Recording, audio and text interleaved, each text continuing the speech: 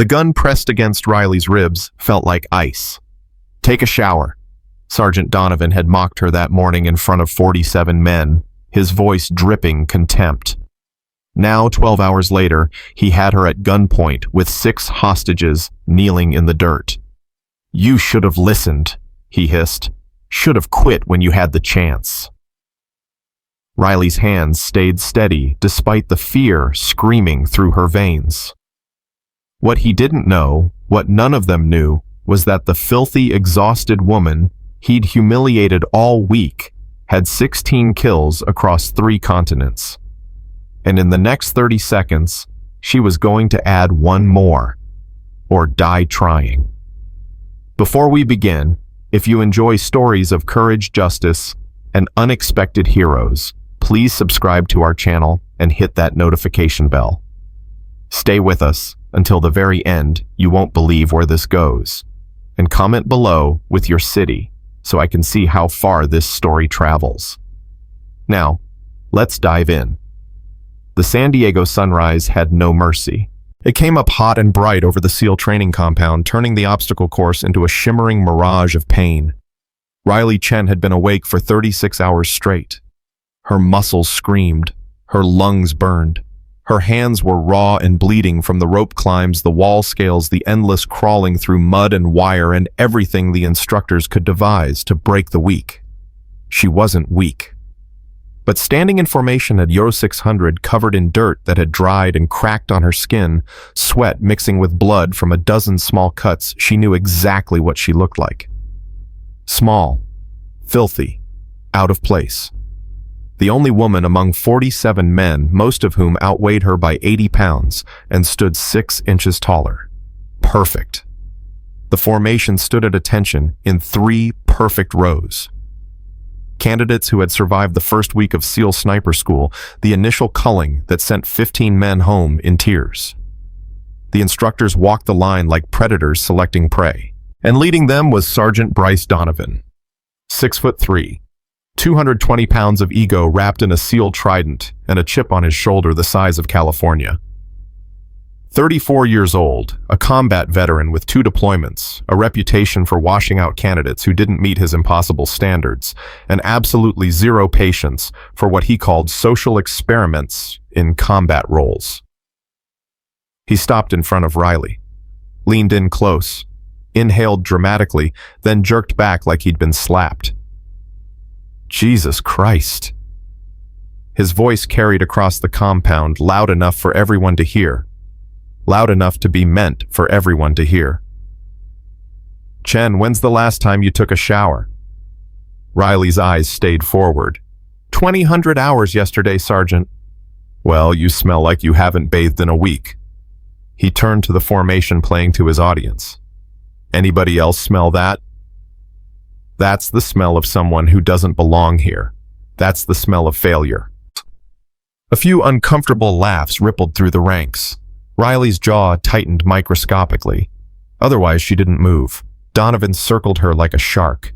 "Let me guess. You're here to prove something. You're here to show the world that girls can do anything boys can do. You're here to check a box for some Pentagon diversity initiative."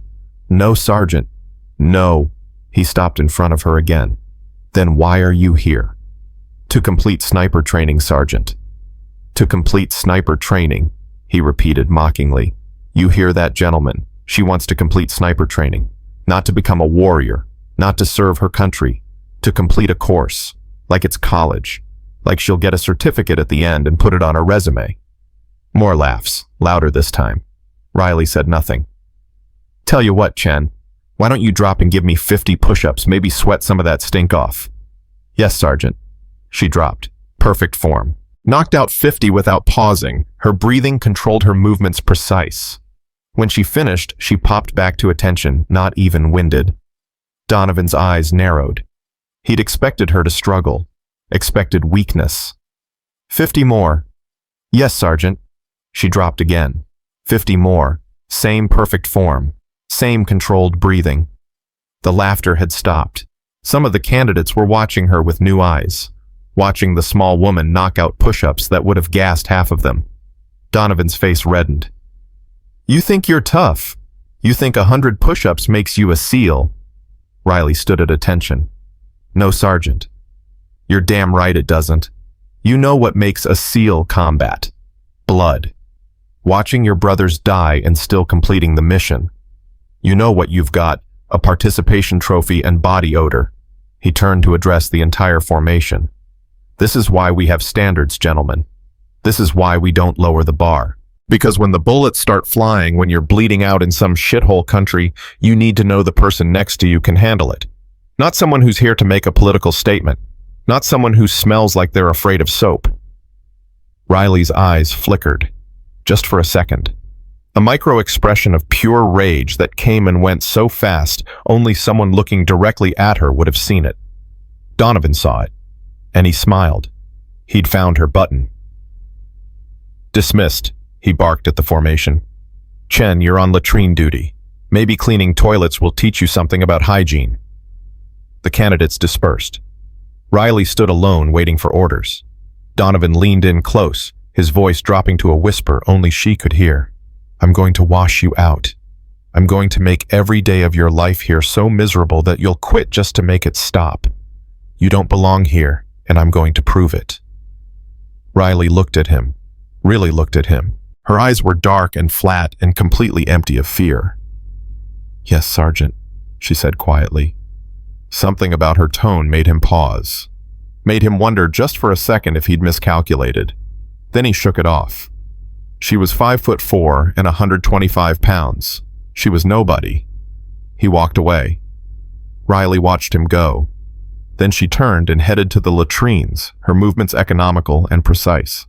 Behind her, 2 candidates stood watching.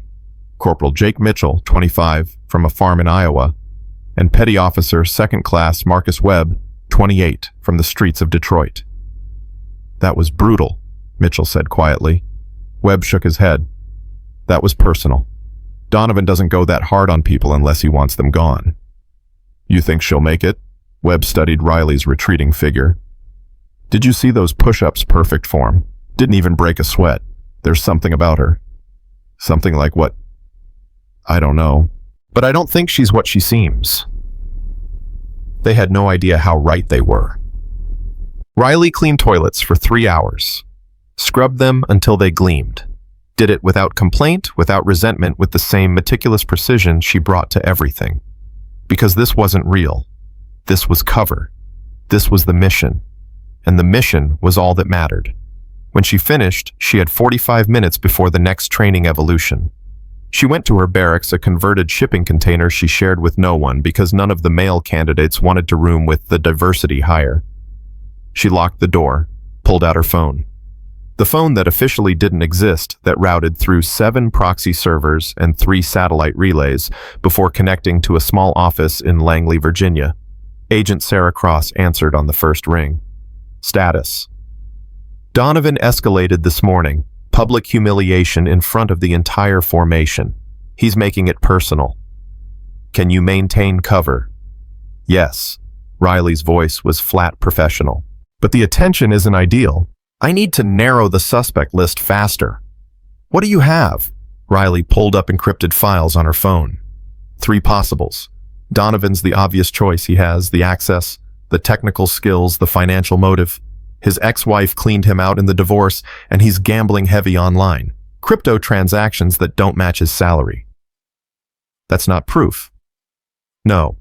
But I've intercepted encrypted communications from his laptop. He's using a sophisticated relay, but I've cracked the first layer. Give me another 72 hours and I'll have the routing.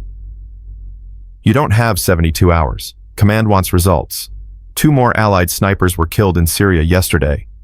Same tactics. Same leaked intel. People are dying. Riley's jaw tightened.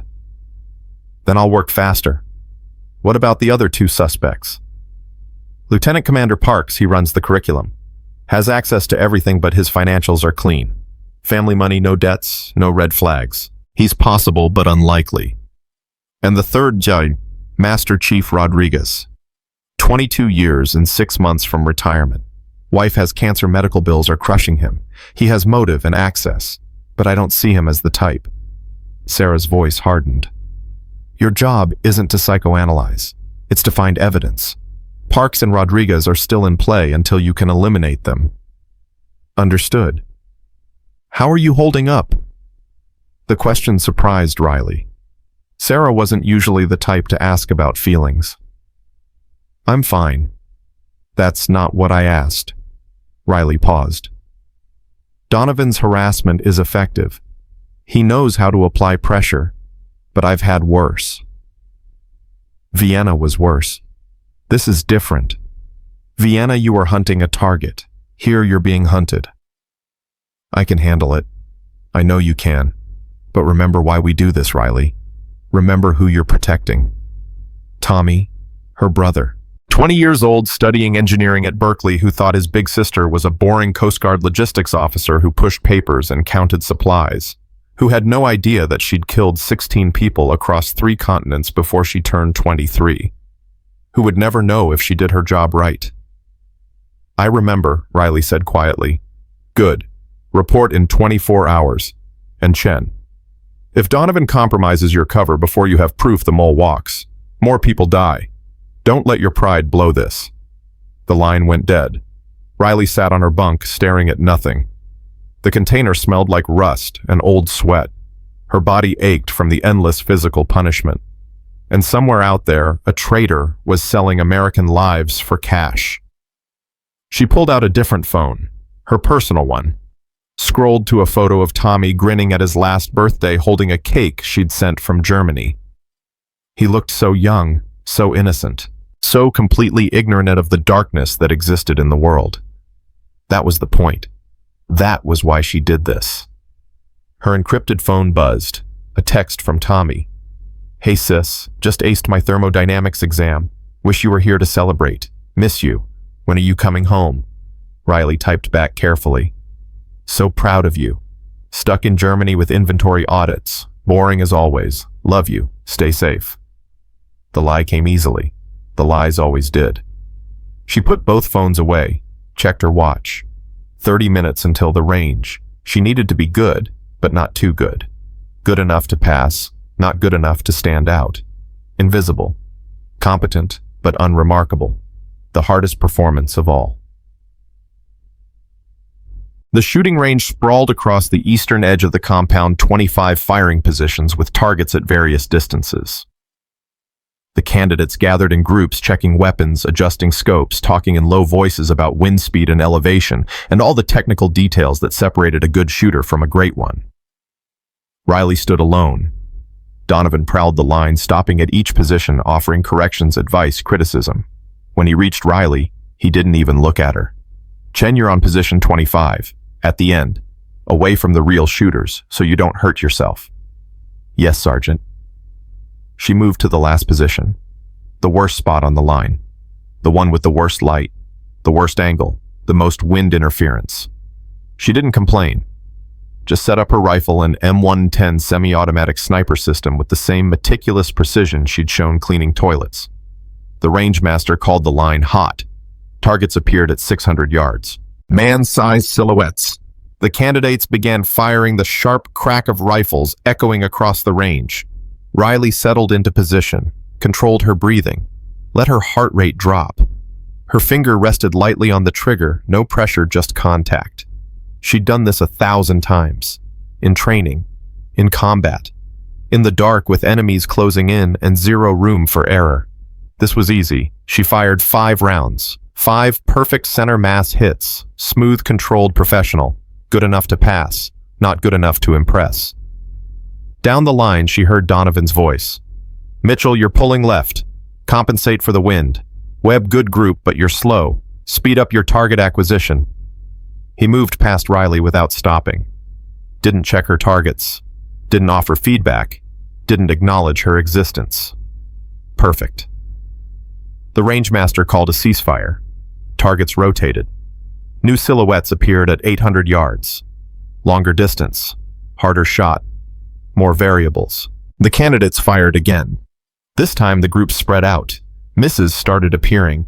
Frustration crept into body language. Riley waited. Watched the wind. Calculated the ballistics in her head without thinking about it. Her muscle memory had the exact sight picture, the exact trigger pull pressure. the exact timing between heartbeats. She fired 5 more rounds, 5 more center mass hits. Beside her, a candidate named Stevens Big Guy Loudmouth, one of Donovan's favorites, missed his last 3 shots. He swore, slammed his fist against the shooting mat. "Goddamn wind," he muttered. Riley glanced at him. "You're not accounting for the crosswind. It's pushing right to left at about 8 knots. Add half a mil dot right and you'll center it." Stevens looked at her like she'd spoken Chinese. "What? The wind. Compensate right. I don't need shooting advice from you. Suit yourself." He lined up his next shot. Missed again. Swore louder. Down the line, Donovan's voice cut through the noise. "Stevens, what's your malfunction?" "Wind's unpredictable, Sergeant." "The wind is never unpredictable. You're just not reading it. Watch." Donovan dropped into position next to Stevens, took his rifle, made a small adjustment to the scope. Fired. Perfect center mass hit. "See? It's not the wind. It's you." Stevens looked humiliated. "Yes, Sergeant." Donovan stood, scanned the line. His eyes landed on Riley's targets. All perfect hits. His expression darkened. He walked over slowly, looked at her targets, looked at her. "Lucky day, Chen." "Just doing my best, Sergeant." "Your best, right." He studied her position, her grip, her posture. All textbook, perfect. "Who taught you to shoot Coast Guard basic training, Sergeant." "Coast Guard." He said it like it was a joke. "Coast Guard teaches you to shoot 800 yards. I practiced on my own time, Sergeant." "On your own time." He didn't believe her. She could see it in his eyes, but he had no proof, no reason to push. "Let's see how you do at 1,000. The rangemaster called the 1,000-yard line. Extreme distance. Most candidates would struggle. Some would fail completely. Riley settled into position. This was where she had to be careful. This was where her real skills would show if she wasn't careful. She fired 5 rounds, 3 perfect hits, 2 just off center. Good, but not exceptional. Donovan watched through binoculars, waited for her to fail. She didn't. He lowered the binoculars slowly. Again. "Sergeant." Fire again. All 5 rounds. This wasn't standard. This was him testing her, pushing to see if the first group was luck. Riley fired again. 4 hits, 1 miss. Exactly what a competent but not exceptional shooter would produce under pressure. Donovan's eyes narrowed. He was trying to figure her out, trying to understand how a Coast Guard washout was shooting better than half his class. "You're done," he said finally. "Clear your weapon." "Yes, Sergeant." She cleared the rifle, walked off the line. Behind her, she heard Stevens whisper to another candidate. "Did you see that she outshot half the class?" "Beginner's luck," the other candidate replied. "That wasn't luck. That was skill." Riley kept walking, didn't react, but inside she cursed. She'd drawn attention. Not a lot. Not enough to blow her cover, but enough to make people wonder. That was dangerous. Night fell on the compound like a curtain. The candidates gathered in the mess hall, exhausted, hungry, trading stories about the day's training. Riley sat alone at a corner table, eating mechanically, her mind elsewhere. She was running calculations. Donovan's movements, his schedule, his patterns. She needed access to his personal computer, the one in his quarters. That's where the real evidence would be. Bank records, encrypted communications, proof of his treachery. But his quarters were off limits, locked, monitored. She needed a distraction, an opportunity, a moment when security was focused elsewhere. "Mind if we sit?" She looked up. Mitchell and Webb stood with their trays, looking uncertain. "It's a free country," Riley said. They sat.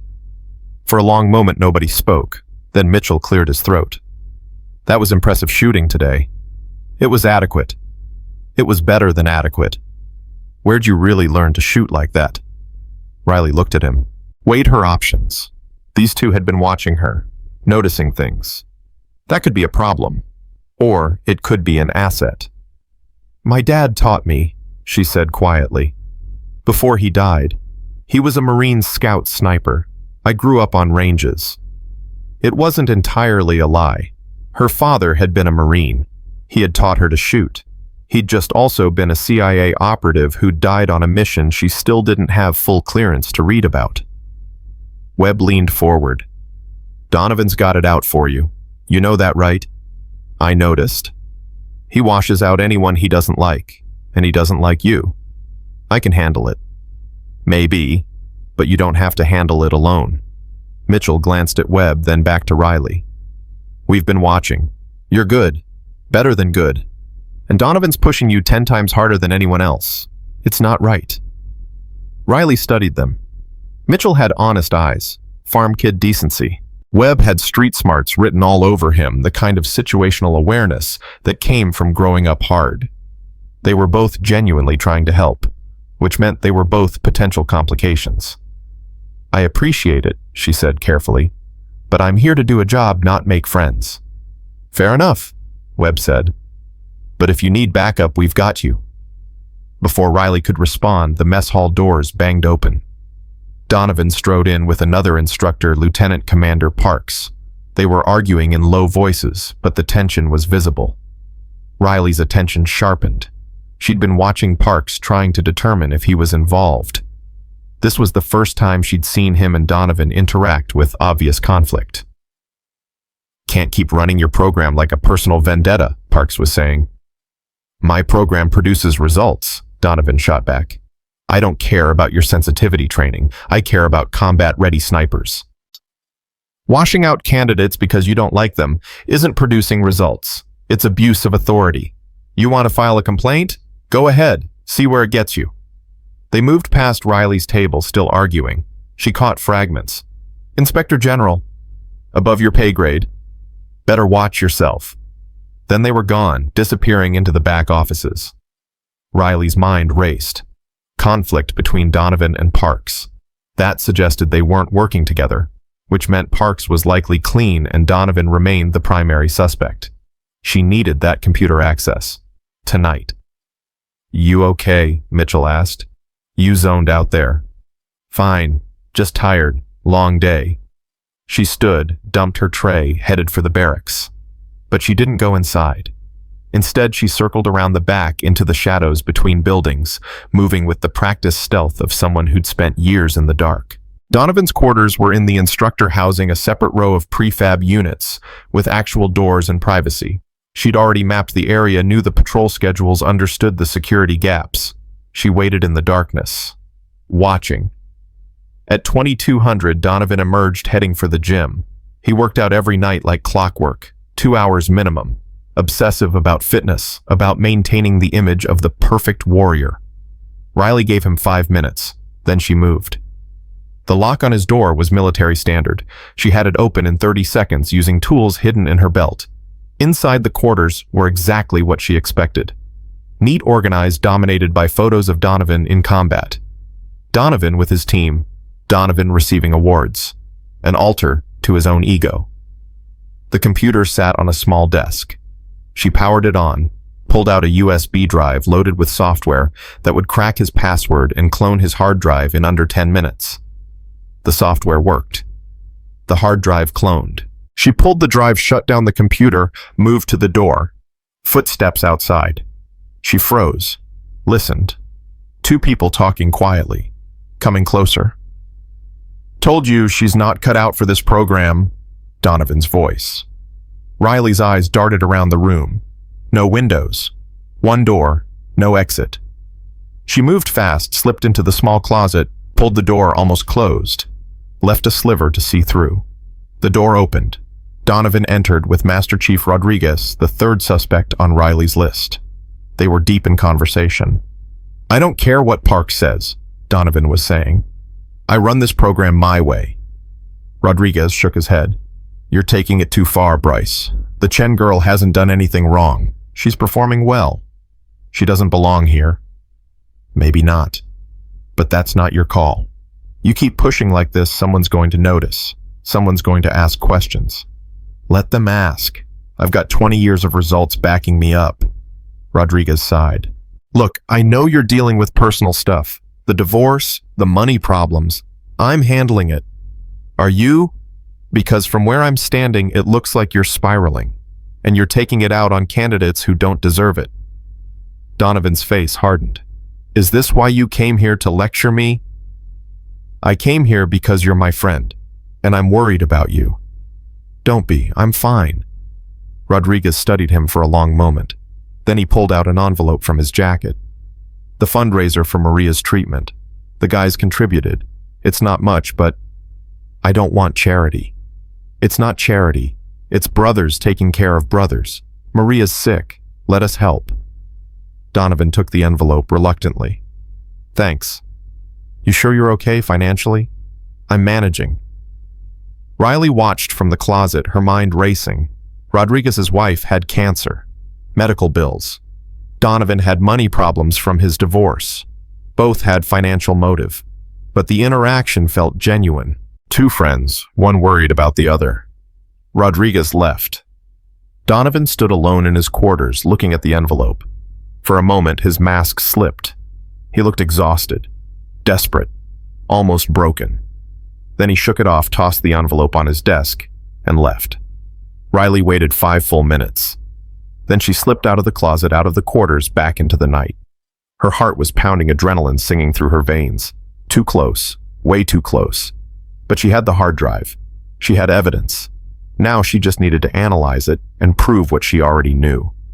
Donovan was the mole, and in 72 hours, she was going to burn his entire world down. Back in her container barracks, Riley connected the cloned hard drive to her encrypted laptop. The analysis software ran automatically, sorting through thousands of files looking for patterns. Communications, financial transactions. It found something immediately. Encrypted files buried in a hidden partition, communications using a sophisticated relay system, and transaction records. Payments in cryptocurrency. $50,000. Then another 50. Then another. All going to an account registered in the Cayman Islands. Riley's jaw tightened. She had him. But when she tried to decrypt the actual messages, the software hit a wall. Military-grade encryption. 3 layers deep. She could crack it, but it would take time. Time she didn't have. Her phone buzzed. Sarah. Tell me you have something. Donovan's the mole. I have proof of cryptocurrency transactions, encrypted communications, but the encryption is heavy. I need 48 hours to crack it. You don't have 48 hours. The mole just leaked again. 3 friendly positions in Yemen. Compromised. We're pulling teams out as we speak. Riley's fist clenched. Then get me a decoder from NSA. Fast track it. Already done. I'm sending you a cipher key via secure channel.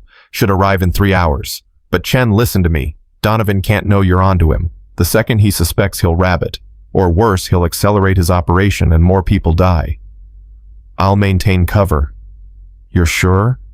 Because if he's already suspicious about your shooting. I handled it. He thinks I'm competent but not exceptional. I'm playing it exactly right. Good, because in 3 days we're moving. Command wants him arrested, but they want it airtight. No mistakes. No room for his lawyers to maneuver. So you get me everything. Every transaction, every communication, every piece of evidence that proves beyond doubt that Sergeant Bryce Donovan sold American lives for cash. Understood. And Chen. When this goes down, when we burn him, he's going to know it was you. He's going to know you were never a Coast Guard logistics officer. Your cover will be completely blown. You ready for that? Riley thought about Tommy. About the life she'd built in the shadows. About the comfortable lie that kept her brother safe and innocent. I'm ready, she said. But she wasn't sure if she believed it. The next 72 hours were going to change everything. And somewhere in the darkness, Sergeant Bryce Donovan slept soundly, completely unaware that the small, exhausted woman he'd mocked that morning was about to destroy him. The cipher key arrived at 0347 hours, downloaded through 7 proxy servers onto Riley's encrypted laptop. She'd been awake for 19 hours straight, running on coffee and adrenaline, her eyes burning from staring at code. The decryption software kicked in immediately, peeling back layers of Donovan's communications like skinning an onion. The first message made her stomach drop. Package delivered. 3 positions compromised. Payment confirmed. Next drop in 48 hours. It was dated 2 days ago. The Yemen operation. The one Sarah had mentioned. Donovan hadn't just leaked information. He'd done it knowing people would die, knowing American soldiers would walk into ambushes, and he'd collected his $50,000 without hesitation. Riley's hands shook as she scrolled through more messages. Months of communications, tactical data sold to the highest bidder, sniper positions, radio frequencies, patrol routes, everything an enemy would need to kill American operators. Her phone buzzed. A text from Tommy. "Can't sleep, missing you. When can we video chat?" She stared at the message. Her baby brother awake at 3 in the morning, probably stressed about finals, wanting to talk to his sister. The sister who was hunting a traitor instead of pushing papers in Germany. The sister who'd killed 16 people he'd never know about. She typed back. "Miss you too. Crazy work schedule right now. Soon. Promise. Love you." The lie tasted like ash. She went back to the decryption, found more messages, more transactions. And then she found something that made her blood run cold. New obstacle. Female candidate drawing attention. May compromise timeline. Recommend elimination if necessary. The response came from someone identified only as Mongoose. Negative. No civilian casualties. Draws too much heat. Accelerate timeline instead. Final package in 72 hours, then you extract. Riley read it 3 times. Donovan had considered killing her, had discussed it with his handler like it was a tactical decision. And Mongoose had said no, not because murder was wrong, but because it was inconvenient. She was dealing with professionals. People who killed without hesitation when the situation required it. People who saw her as nothing more than a potential problem to be solved. Good. She understood professionals. She was one herself. Her laptop chimed. The decryption had found financial records. Detailed transaction logs showing every payment Donovan had received. $350,000 over 8 months. All funneled through cryptocurrency to an account in Grand Cayman, then dispersed to offshore holdings. She had everything. Every communication, every transaction, every piece of evidence needed to bury him. Now she just had to survive the next 72 hours. Dawn came up hard and bright. Riley stood in formation on 4 hours of sleep, her body running on muscle memory and iron discipline. The candidates looked exhausted. They'd been run through another night navigation exercise, crawling through mud and brush in the dark, and most of them were barely standing. Donovan walked the line with his usual predatory energy.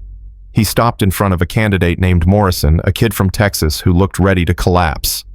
"Morrison, you look like hammered shit. You quitting on me?" "No, Sergeant, just tired." "Tired? You think the enemy cares if you're tired? You think some jihadi's going to hold his fire because you need a nap?" "No, Sergeant." "Damn right, 50 push-ups, now." Morrison dropped, made it to 30 before his arms gave out. He collapsed face first into the dirt. Donovan shook his head in disgust. "Get up, you're done. Pack your gear, you're going home." Morrison looked like he'd been shot. "Sergeant, please. I can do better. I just need—" "You need to quit wasting my time. You're out. Move." The candidate stumbled away devastated. Riley watched without expression. Donovan had just washed out his 3rd candidate this week. He was accelerating, clearing the board, getting rid of anyone who might notice when he disappeared, because he was planning to run. In 72 hours after his final package, he'd extract, vanish. Probably to some country without extradition, living on his blood money, while American soldiers died from the intelligence he'd sold. Not if Riley had anything to say about it. Donovan moved down the line, stopped in front of her, leaned in close enough that she could smell his coffee breath. "Chen, you're looking a little rough, not sleeping well." "Sleeping fine, Sergeant." "Really? Because you've got bags under your eyes. You sick?" "No, Sergeant." "You sure?" "Because if you're sick, you need to report to medical. Can't have you infecting my candidates." Riley understood the game. He was looking for any excuse to wash her out. Sick, injured, underperforming didn't matter. He wanted her gone. "I'm healthy, Sergeant. Ready to train." His eyes narrowed. "We'll see. Today's exercise is a fun one. 12-mile ruck march. Full combat load. 80 pounds. 4 hours to complete. Anyone who falls out gets dropped from the program. Groans rippled through the formation. 12 miles in 4 hours with 80 pounds wasn't impossible, but it was brutal, especially after a sleepless night. Chen, since you're looking so healthy, you get an extra 20 pounds. Make it an even 100. Yes, Sergeant, Mitchell spoke up from the formation. Sergeant, that's not standard protocol. The requirement is 80 pounds for... Did I ask for your input, Corporal? No, Sergeant, but... Then shut your mouth before I add 20 pounds to your load too. Mitchell fell silent, but his jaw was clenched. Webb caught Riley's eye, gave her a barely perceptible nod of support. She didn't acknowledge it, just moved to collect her ruck, load it with the 100 pounds Donovan had demanded. Ammunition cans, water, sandbags, didn't matter what it was, as long as it weighed right. Donovan watched her, waiting for protest, for weakness. She gave him nothing. The march started at 0700. The route snaked through the hills, east of the compound, following trails that switched back and forth, climbing elevation that turned legs to rubber and lungs to fire. The sun came up brutal and unforgiving. Riley settled into her pace, steady, mechanical. Her mind elsewhere, running through the evidence she'd collected, the timeline she'd constructed, the plan coming together piece by piece. Behind her, candidates started falling back. The weight was crushing. Some tried to tough it out, faces red, breathing ragged.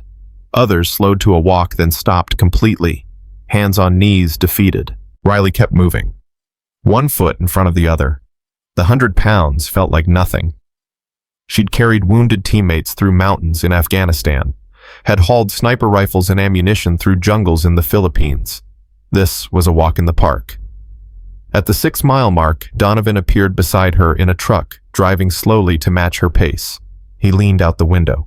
How you doing, Chen? Need a break? No, Sergeant. You're carrying 20 pounds more than everyone else. I'll give you credit, you're tougher than you look. She didn't respond, just kept walking. Must be that Marine daddy of yours, teaching you to be hard. That it? Yes, Sergeant. Where'd he serve? The question was casual. Too casual. Riley's instincts screamed warning. He was fishing, testing her cover story. 2nd Battalion, 5th Marines, Iraq, Fallujah. Fallujah, rough place. What year? 2004. He make it home. No, Sergeant, killed in action. Sorry to hear that. Donovan didn't sound sorry, he sounded curious. What was his name? I might have known him. I was in Fallujah in 04. Riley's mind raced. This was a test. If she gave a name, he could check it, verify it, and if the details didn't match, he'd know she was lying. Gunnery Sergeant James Chen, Echo Company. It was her real father's name, his real unit. Verifiable information that would check out because it was true. The sanitized version of true anyway. Her file wouldn't mention that her father had also been CIA, that he'd died on a mission in Syria, not Fallujah. The official record said Fallujah. The official record was what mattered. Donovan nodded slowly. Echo Company, I'll look him up. Maybe I knew him. Maybe, Sergeant. He drove off. Riley exhaled slowly, carefully. That had been close. Too close. He was suspicious. Digging. She needed to move faster. At the 12-mile mark, she crossed the finish line. 3rd candidate to complete. Her time was 3 hours, 42 minutes, well under the 4-hour limit. She dropped her ruck, rolled her shoulders, barely winded. Donovan was waiting. He checked his watch, made a note on his clipboard. Impressive, Chen. Didn't think you had it in you. Thank you, Sergeant. Don't thank me yet. We've got another evolution this afternoon. Live fire exercises, stress shoots, moving targets. Think you can handle it after that march? Yes, Sergeant. Good, because I'd hate to see you fail now, after coming so far. There was something in his voice, a edge, a threat wrapped in fake concern. Riley understood. He was escalating, pushing harder, because his timeline was accelerating and he needed her gone. She wouldn't give him the satisfaction. The live fire range was chaos and thunder. Candidates ran between barricades while instructors fired live rounds over their heads, the crack of bullets close enough to feel the pressure wave. They had to engage targets while moving, while exhausted, while instructors screamed contradictory orders designed to confuse and disorient. It was meant to simulate combat stress. The fog of war compressed into a training exercise. Riley waited her turn, watching candidates stumble through. Some froze, some fired wildly. One kid had a panic attack and had to be pulled off the range. "Chen, you're up." She moved to the starting line, checked her rifle. 30 rounds loaded and ready. The range master gave her the signal. "Go!" She exploded forward. The sound was overwhelming bullets snapping past instructors, screaming, targets popping up at random intervals. She moved like water fluid and fast engaging targets with controlled pairs, 2 shots center mass, moving before the targets even dropped. Her training took over. Not the training from this course, the real training, the classified training. 3 years of combat operations crystallizing into pure muscle memory. She cleared the course in 43 seconds, 15 targets, 30 rounds fired, 15 perfect kills. The range went silent. Candidates stared. Instructors stared. Even Donovan stood frozen, his clipboard forgotten in his hand. Because what Riley had just done wasn't good. It was exceptional. It was professional. It was the performance of someone who'd done this before. Many times before. She'd just blown her cover. Mitchell was the first to react, letting out a low whistle. "Holy shit." Webb just shook his head, grinning. "I knew it. I knew there was something." Riley stood at the end of the course, her rifle still shouldered, and realized her mistake. She'd been exhausted running on empty, and her discipline had slipped. She'd performed at her real level instead of her cover level. Stupid, sloppy, potentially fatal. Donovan walked toward her slowly. His face was unreadable. When he reached her, he spoke quietly, just loud enough for her to hear. "That was a very interesting performance, Chen. Very professional. Where'd you really learn to shoot like that?" "My father, Sergeant, like I said. Your father taught you to clear a live fire stress course like a Tier 1 operator." "He taught me well, Sergeant." "Yeah, I'm starting to think he taught you a lot of things." Donovan's eyes were cold, calculating. "I'm also starting to think your personnel file might be missing some details." "I don't know what you mean, Sergeant." "I think you do." He stepped closer, invading her space. "I think you're not who you claim to be. I think someone sent you here, and I think I'm going to find out why." Riley met his gaze, steady, unflinching. "I'm just a candidate trying to complete the course, Sergeant." "Bullshit." He turned to the other instructors. "Chen's done for today. Get her out of here. I need to make some calls." Riley's heart hammered. This was it. The moment where everything could fall apart. If Donovan started digging into her real background, if he made the right calls to the right people, he might figure out she wasn't Coast Guard, might figure out she was hunting him. And if he figured that out, he'd run, or kill her. Probably both. She walked off the range, forcing herself to move normally, to show no concern. Mitchell and Webb caught up to her. "That was insane," Mitchell said. "Where did you actually learn to shoot like that?" Riley kept walking. "I need to get cleaned up." "No, seriously, that wasn't normal. That was..." "Drop it, Mitchell." "But..." "I said drop it." Her voice had an edge now, hard, final. Mitchell backed off, hands raised. "Okay, okay. Just saying whatever you are, you're not just some Coast Guard logistics officer." Riley stopped walking, turned to face them both, weighed her options. These two had been watching her from the beginning. They'd seen too much. They were smart enough to put pieces together. She could lie, could maintain the cover. But lies only worked when people wanted to believe them. And Mitchell and Webb weren't buying it anymore. "If I tell you something," she said quietly, "it doesn't leave this conversation. Understood?" They nodded. "I'm here on a classified assignment. I can't give you details. But I'm not your enemy. I'm trying to stop someone who is." Webb's eyes widened. "Holy shit. You're undercover." "I didn't say that. You didn't have to. That's why Donovan's been riding you so hard. He knows something's wrong. He's trying to flush you out." Riley's jaw tightened. "Maybe. Or maybe he just doesn't like women in his program.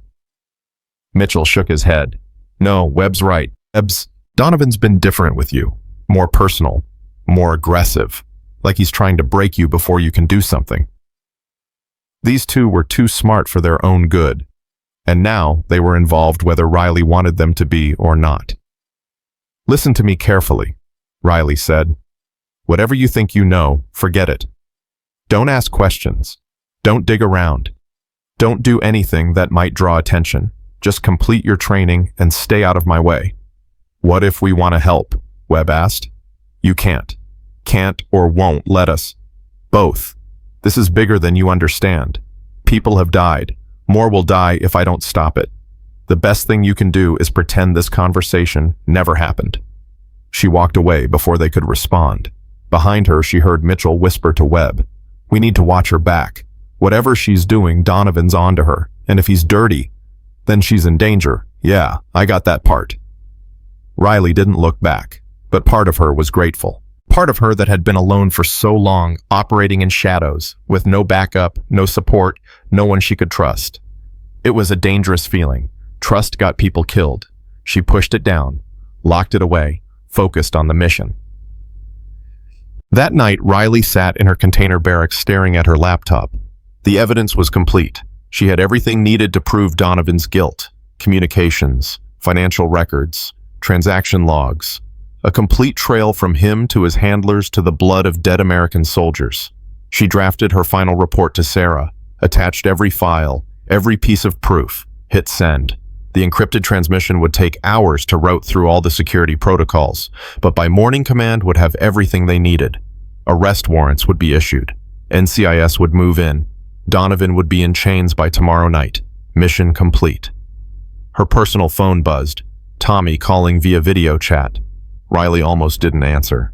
She looked terrible, exhausted, bruised from the training, carrying the weight of everything she'd seen and done, but she answered. Because Tommy was her anchor, her reason. His face filled the screen, smiling full of life. "Hey, sis. Finally caught you." "Hey, buddy. How are you?" "Crushing it. Aced my fluid dynamics exam. Professor said it was the highest score he's seen in 5 years." "That's amazing. I'm so proud of you." Tommy's smile faded slightly. "You look tired. They working you too hard in Germany?" "Just the usual inventory chaos. Nothing I can't handle." "You sure? Because you look like you haven't slept in days." Riley forced a smile. "I'm fine, really. Tell me about the exam. What was the hardest part?" They talked for 20 minutes, Tommy filling her in on his classes, his friends, his life. Normal 20-year-old stuff. Parties and stress and dreams about the future. Everything she'd sacrificed to protect. When they hung up, Riley sat in silence, stared at her hands. Hands that had killed 16 people. Hands that had just gathered evidence to destroy a man's life. Hands that her brother thought just pushed papers and counted supplies. The lie was necessary. The lie kept him safe. The lie was all she had. Her encrypted phone buzzed. "Sarah, I have your report. Excellent work. Command is reviewing now. We're moving forward with the arrest tomorrow at 1800 hours. NCIS will take him into custody during evening formation. Public professional by the book. Understood. Chen, you need to be ready. When we arrest him, he's going to know you were the one who brought him down. Your cover will be completely burned. You'll have to extract immediately." "I know. You okay with that? You've been building this legend for 3 years. Riley thought about it. The Coast Guard logistics officer, the boring desk job, the convenient lie that let her brother sleep soundly. "I'm okay with it. We'll build a new legend. Already in progress. You'll be reassigned to embassy security in Prague. Administrative position. Boring. Safe. Perfect for a cover. Prague. Where Sarah Vance had died. Where Riley had been born from the ashes of Maya Reeves. Full circle. When do I leave?" "Tomorrow night, after the arrest. We'll have a team extract you to Ramstein Air Base, then civilian flight to Prague. You'll be gone before Donovan even makes it to a holding cell." "What about the candidates, Mitchell and Webb?" "What about them?" "They know something's wrong. They've been watching me. They might have figured out I'm undercover." Sarah was silent for a moment. Are they a security risk? No, they're good men. They just want to help. Then you make sure they understand the situation is classified and they keep their mouths shut. If they talk, they'll compromise ongoing operations. Make them understand the stakes. I will. Good. Get some sleep, Chen. Tomorrow's going to be a long day. And when it's over, you get a win. A traitor in chains. American lives saved. That's what matters. The line went dead. Riley sat in the darkness of her container listening to the wind rattle the metal walls. Tomorrow Donovan would fall. Tomorrow justice would be served. Tomorrow she could stop pretending to be weak. But tonight she was alone with her ghosts. Her father, Sarah Vance. All the people she'd killed in service of a mission most people would never know about. She pulled out a photo she kept hidden in her gear. Her and Tommy at his high school graduation, both grinning, his arm around her shoulders. He'd been so proud that his sister had come home from deployment just to see him graduate. He'd never know that she'd killed 3 people in Yemen the week before, that she'd flown home with their blood still fresh in her memory, that she'd smiled and hugged him and celebrated while her soul carried bodies he'd never see. That was the price. That was the cost. And she'd pay it again, as many times as necessary. Morning came cold and gray. Riley stood in formation surrounded by candidates who looked at her differently now. Word had spread about her performance on the stress course. She was no longer invisible, no longer dismissible. Donovan walked the line with Lieutenant Commander Parks beside him. They were arguing again, voices low but intense. I'm telling you, something's not right about her file, Donovan was saying. You've been saying that for a week. Have you found any proof? Not yet, but I will. Her background doesn't add up. Coast Guard doesn't produce shooters like that. Maybe her father really was a Marine sniper. Maybe she's just talented. Nobody's that talented without serious training. Professional training. I'm telling you, she's not who she claims to be. Parks sighed. Even if you're right, what are you suggesting? That she's some kind of spy? That's paranoid, Bryce. Is it? We've had security leaks. Someone's been feeding information to the enemy. What if she's here investigating? Riley's blood ran cold. He'd figured it out. Maybe not the details, but the essence. He knew she was a threat. Parks shook his head. You're grasping at straws. The security leaks are being handled by NCIS. They have suspects. None of them are some Coast Guard candidate who happens to be a good shot. I'm making calls today. I'm going to find out who she really is. Fine, make your calls. But until you have proof, you treat her like every other candidate. That's an order. Donovan's jaw clenched. Yes, sir. They separated. Parks walked back toward HQ. Donovan turned to the formation, his face a mask of barely controlled rage. Listen up. Today's evolution is stalking and reconnaissance. You'll be working in pairs. Your objective is to infiltrate a simulated enemy position, gather intelligence, and extract without being detected. Instructors will be playing enemy sentries. If they spot you, you fail. He started assigning pairs. Riley waited, wondering who she'd be paired with. Chen, you're with Mitchell. Mitchell stepped forward, nodded at Riley. She nodded back. You have 4 hours, Donovan continued. Your objective is a hilltop observation post 2 clicks north. Get photos of the enemy position. Don't get caught. Move out. The pairs dispersed, heading into the scrub hills that surrounded the compound. Riley and Mitchell moved in silence, at first putting distance between themselves and the base. Finally, Mitchell spoke. We need to talk about yesterday. No, we don't. Yes, we do. Webb and I have been comparing notes. Your shooting, your tactical awareness, the way Donovan's been treating you. Something's going on, something big, and we want to help.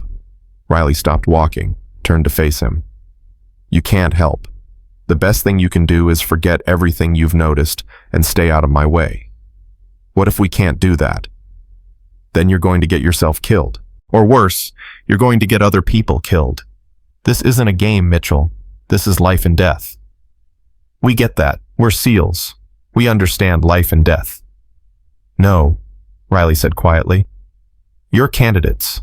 You don't understand anything yet. You think you do because you've made it this far, but you haven't seen real darkness. You haven't had to make the choices that come with it. Mitchell studied her. But you have. Yes. How old are you? 23. 23 and a lifetime. That's what I thought. There's something in your eyes. Something old, like you've seen things no 23-year-old should see. He paused. My grandfather had eyes like that. He was in Vietnam. Never talked about what he did there, but you could see it in his eyes, the weight. Riley looked away. Your grandfather was a warrior. I'm just trying to do a job. Whatever you are, you're not just a Coast Guard logistics officer. And whatever this job is, Donovan's on to you. We heard him talking to Parks. He's making calls, digging into your background. I know. So what are you going to do? Complete the mission, same as always. And if Donovan figures out who you really are before you complete it, Riley met his eyes. Then things get complicated, but that's my problem, not yours. Webb and I disagree. We think... He stopped mid-sentence, held up a hand. Riley froze, listening. Voices. Coming from the trail ahead. 2 instructors walking patrol, acting as enemy sentries for the exercise. Riley gestured to Mitchell. They melted into the brush, moving with practiced stealth. The instructors passed within 10 feet, completely oblivious. When they were clear, Mitchell whispered, "You move like a ghost." "I've had practice." They continued toward the objective. The hilltop observation post came into view, manned by 3 instructors with binoculars and radios. The mission was to get close enough for photos without being spotted. Riley studied the position, calculated approach vectors, dead zones, sight lines. Her mind worked automatically, processing tactical data like breathing. "There," she whispered, pointing. "Blind spot on the western slope. If we approach low and slow, we can get within 50 meters, close enough for photos." Mitchell looked impressed. "Good eye. Let's do it." They moved like shadows, inch by inch, using every fold in the terrain. It took 40 minutes to cover 200 meters, but they made it.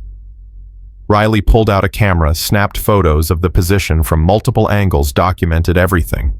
Mission complete. They were extracting when Riley's encrypted phone vibrated in her pocket. An emergency signal from Sarah.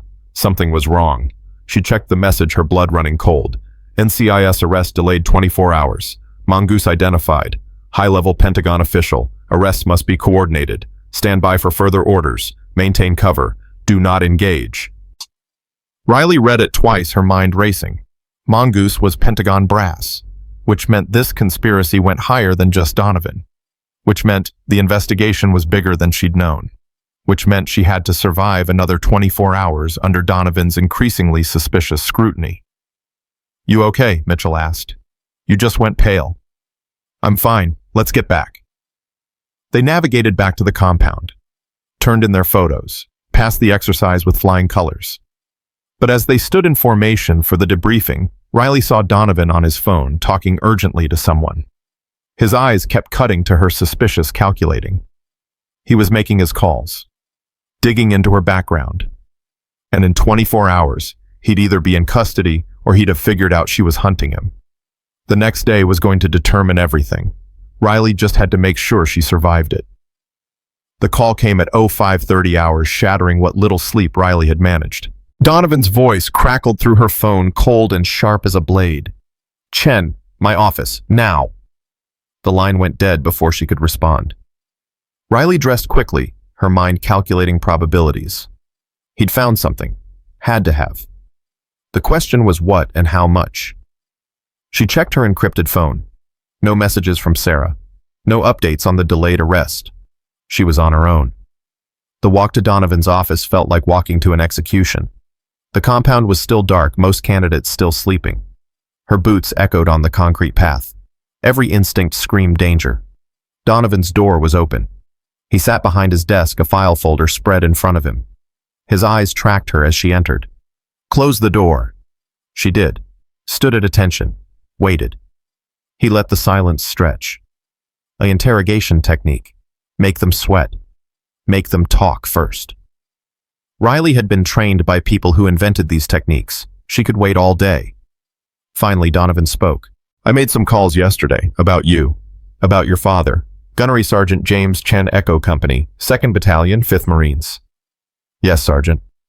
Funny thing, I did serve in Fallujah in '04, and I knew Echo Company.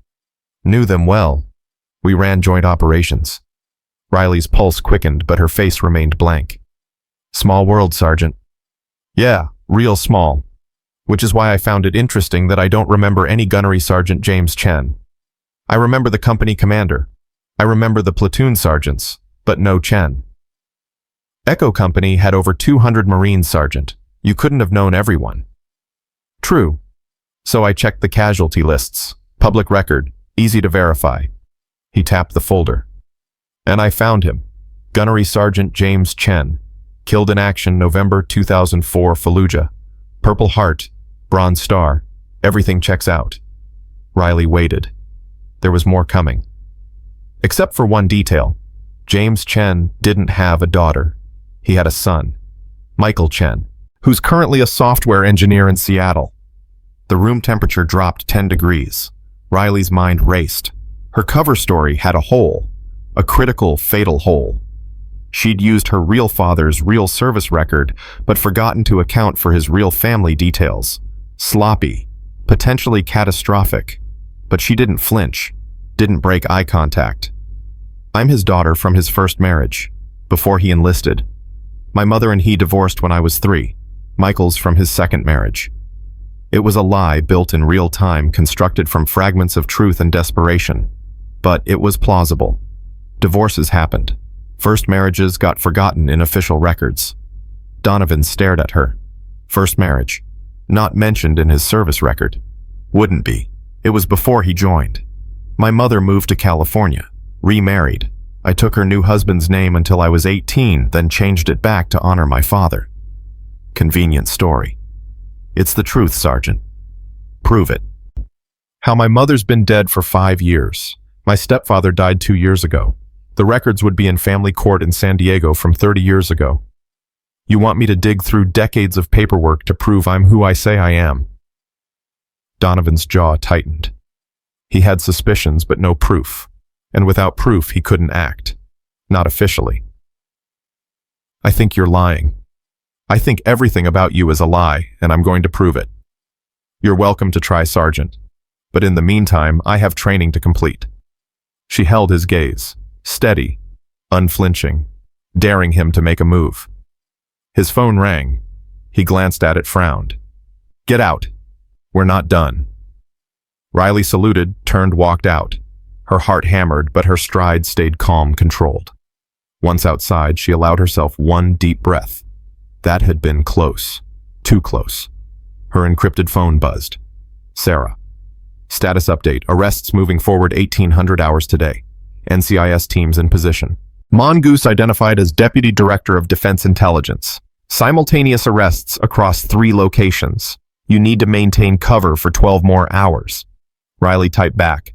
Donovan knows something's wrong. He's digging into my background, found inconsistencies. The response came instantly. Can you maintain for 12 hours? Maybe. Maybe isn't good enough. Hold the line. If Donovan spooks and runs, we lose Mongoose too. They're communicating. If one goes dark, they all scatter. Riley understood. She was the linchpin. If she broke, if Donovan figured out she was hunting him, the entire operation collapsed. Months of work. Dead soldiers. All for nothing. I'll hold. You better. Because if you don't, those dead soldiers in Yemen and Syria died for nothing. You understand? I understand. Riley pocketed the phone. 12 hours. She could do 12 hours. She'd survived worse. She just had to survive Donovan. Dead. The morning formation felt different. Tense. Like everyone could sense something was coming but couldn't identify what. Donovan stood at the front, his posture rigid, his eyes scanning the candidates like he was searching for enemies. Today's evolution is practical application. Live fire team tactics. You'll be working in 4-man teams engaging multiple targets under simulated combat conditions. Instructors will be evaluating your performance for final qualification assessments. He started dividing candidates into teams. When he got to Riley, he paused. Chen, your team leader. You've got Mitchell, Webb, and Stevens. Stevens was the loudmouth who'd struggled with wind compensation. He shot Riley a look of pure resentment. Being led by the woman he'd dismissed as incompetent clearly grated. Mitchell and Webb moved to her side. Mitchell leaned close. Donovan's setting you up. Stevens hates you. He's going to make this difficult. Let him try. They moved to the staging area. 4 rifles, ammunition, tactical gear. Riley checked everything methodically while Stevens made a show of ignoring her. Listen up, she said quietly. Mitchell, your point. Webb, rear security. Stevens, you're with me in the middle. We move as a unit, engage targets as they appear, maintain formation discipline. Questions. Stevens crossed his arms. Yeah, who died and made you team leader? Donovan did. You have a problem with that, take it up with him. Maybe I will, because I don't take orders from diversity hires. Mitchell stepped forward. Shut your mouth, Stevens. She outshot you on every evolution. Show some respect. Respect for what? Affirmative action in action. Riley's voice cut through the tension like a knife.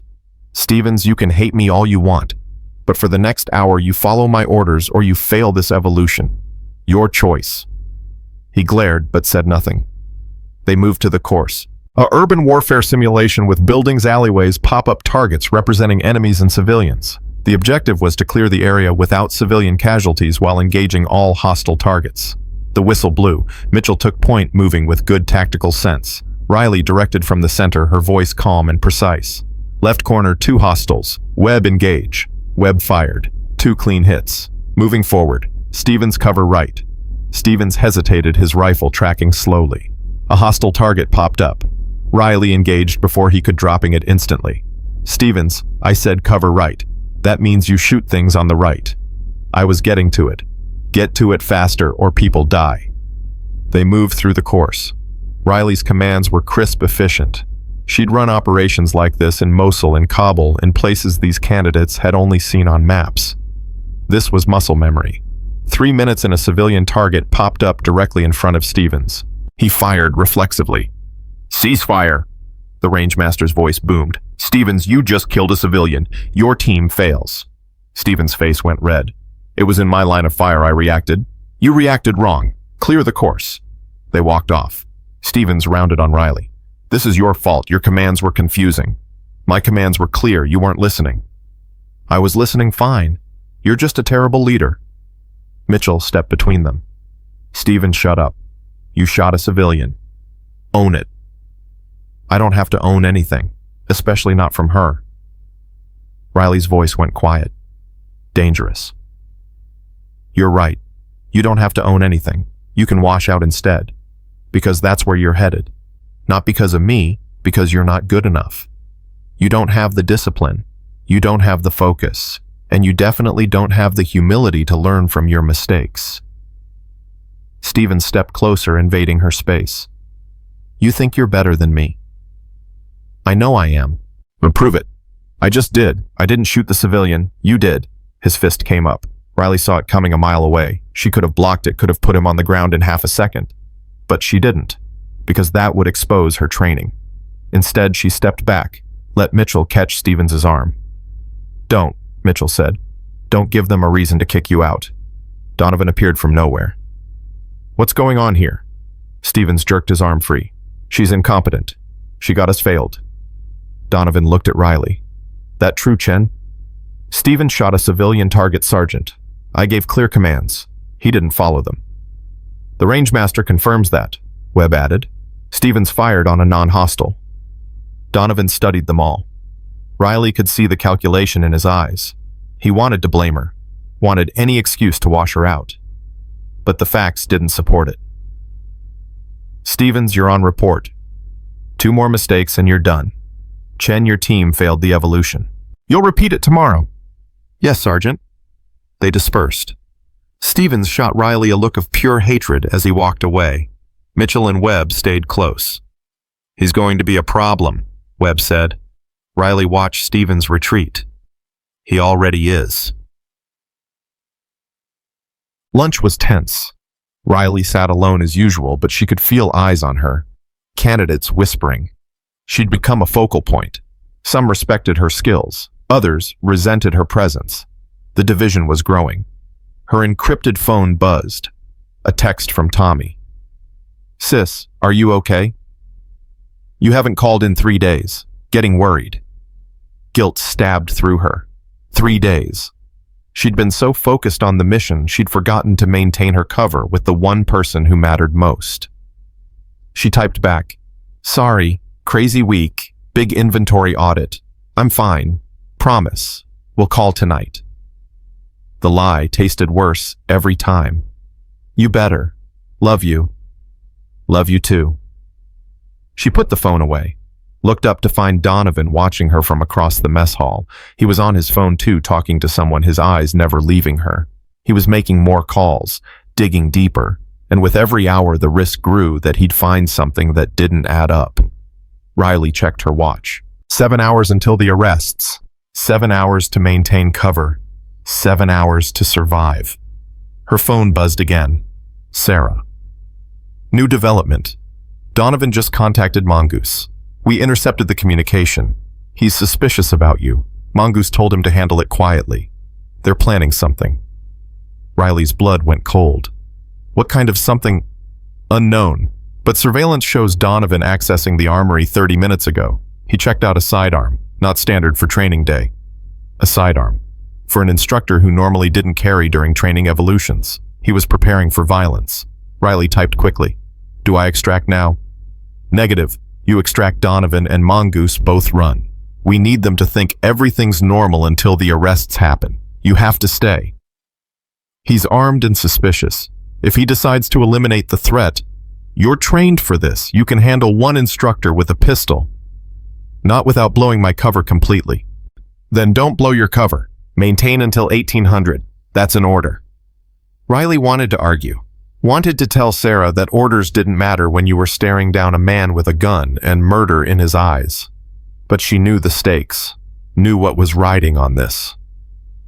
Understood. She pocketed the phone, looked around the mess hall. Donovan was gone. Vanished while she'd been reading messages. Where was he? Mitchell slid into the seat across from her. "We need to talk, now."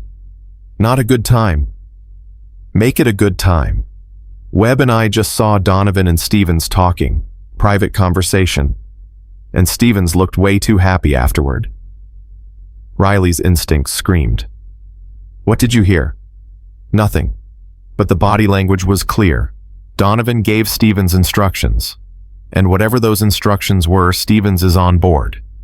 This was it. The move Donovan had been planning. Use Stevens as a weapon. Create a situation where Riley got hurt, disappeared, or died in a training accident. Clean. Deniable. Where are they now? Donovan went to the range. Stevens went to his barracks. Riley stood. "I need to move." "Move where?" "Somewhere public. Somewhere with witnesses. If Donovan's planning what I think he's planning, he needs me isolated." Mitchell grabbed her arm. "Tell me what's happening. For real this time." Riley looked at him, saw genuine concern, genuine willingness to help, and made a decision that might save her life or get them all killed. "Donovan's dirty. I'm here to prove it. And he knows I'm a threat. So he's going to try to eliminate me before I can finish. That's what's happening." Mitchell's eyes widened. "Jesus. We need to report this." "To who?" "His commanding officer, the same people who've let him operate for months. By the time anyone believes us, I'll be dead and Donovan will be gone." Webb appeared, moving fast. "We've got a problem. Stevens just told half the candidates that you're a spy sent to sabotage the program. He's spreading lies, turning people against you." "It's not a lie," Riley said quietly. Webb blinked. "What?" "It's not a lie. I am here on a classified operation, and Donovan figured it out. So now he's using Stevens to create a hostile environment, isolate me, make my disappearance plausible." "Holy shit," Webb breathed. "We're in the middle of a counterintelligence operation." "You weren't supposed to be, but you are. So here's what you're going to do. You're going to stay away from me. You're going to act like you believe Stevens. Because if Donovan thinks you're helping me, he'll target you too. Mitchell shook his head. No way. We're not abandoning you. You have to. This is bigger than you understand. People have died. More will die if this goes wrong. The best thing you can do is stay out of the way. What are you going to do? Survive the next 6 hours.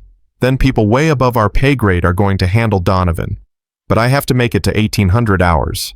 Webb glanced at Mitchell. Some unspoken communication passed between them. Then Webb looked back at Riley. Fine. We'll stay back. But we're watching. And if things go sideways, we're intervening. You can't stop us. Riley wanted to argue, but part of her was grateful. Part of her that had been alone for too long. Just don't get yourselves killed. Same to you. They left. Riley sat alone again, her mind working through scenarios. Donovan had a pistol. Stevens was compromised, willing to act as muscle or patsy. The next training evolution was scheduled for 1400 hours, another live fire exercise. Plenty of opportunities for accidents. She needed an edge, something to even the odds. Her phone buzzed. Sarah again. Update NCIS moving up timeline. Arrests now scheduled for 1600 hours. Can you maintain for 4 hours? 4 hours. Better than 7. Still an eternity when someone was hunting you. Yes.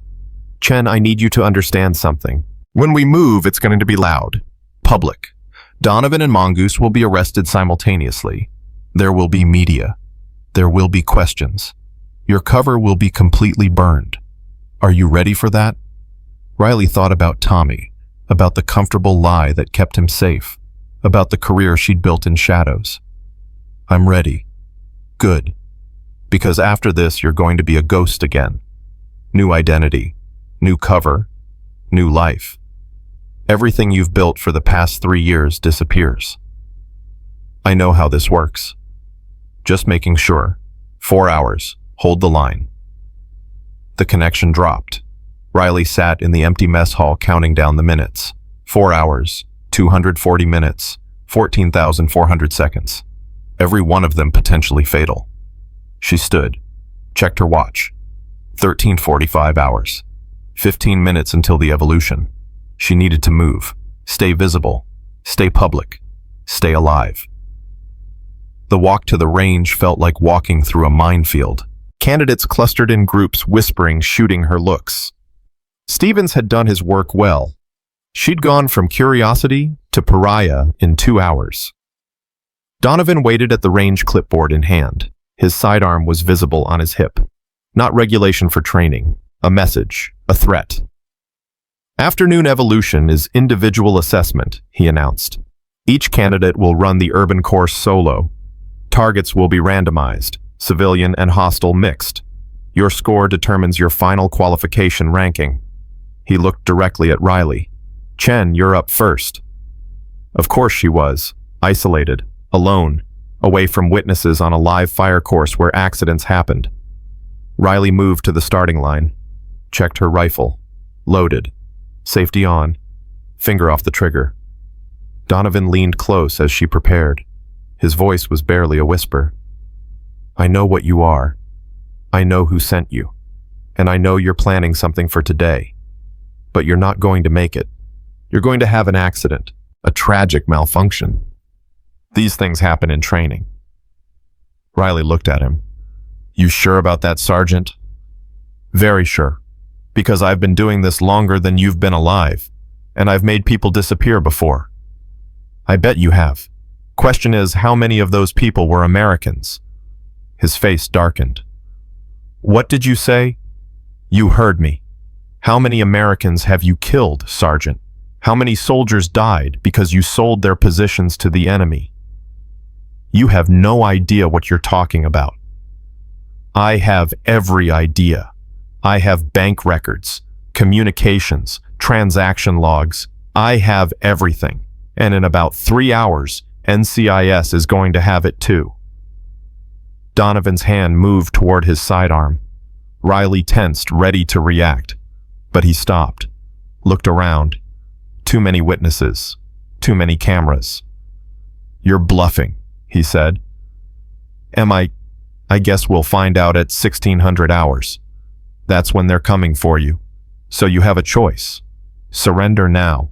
Cooperate.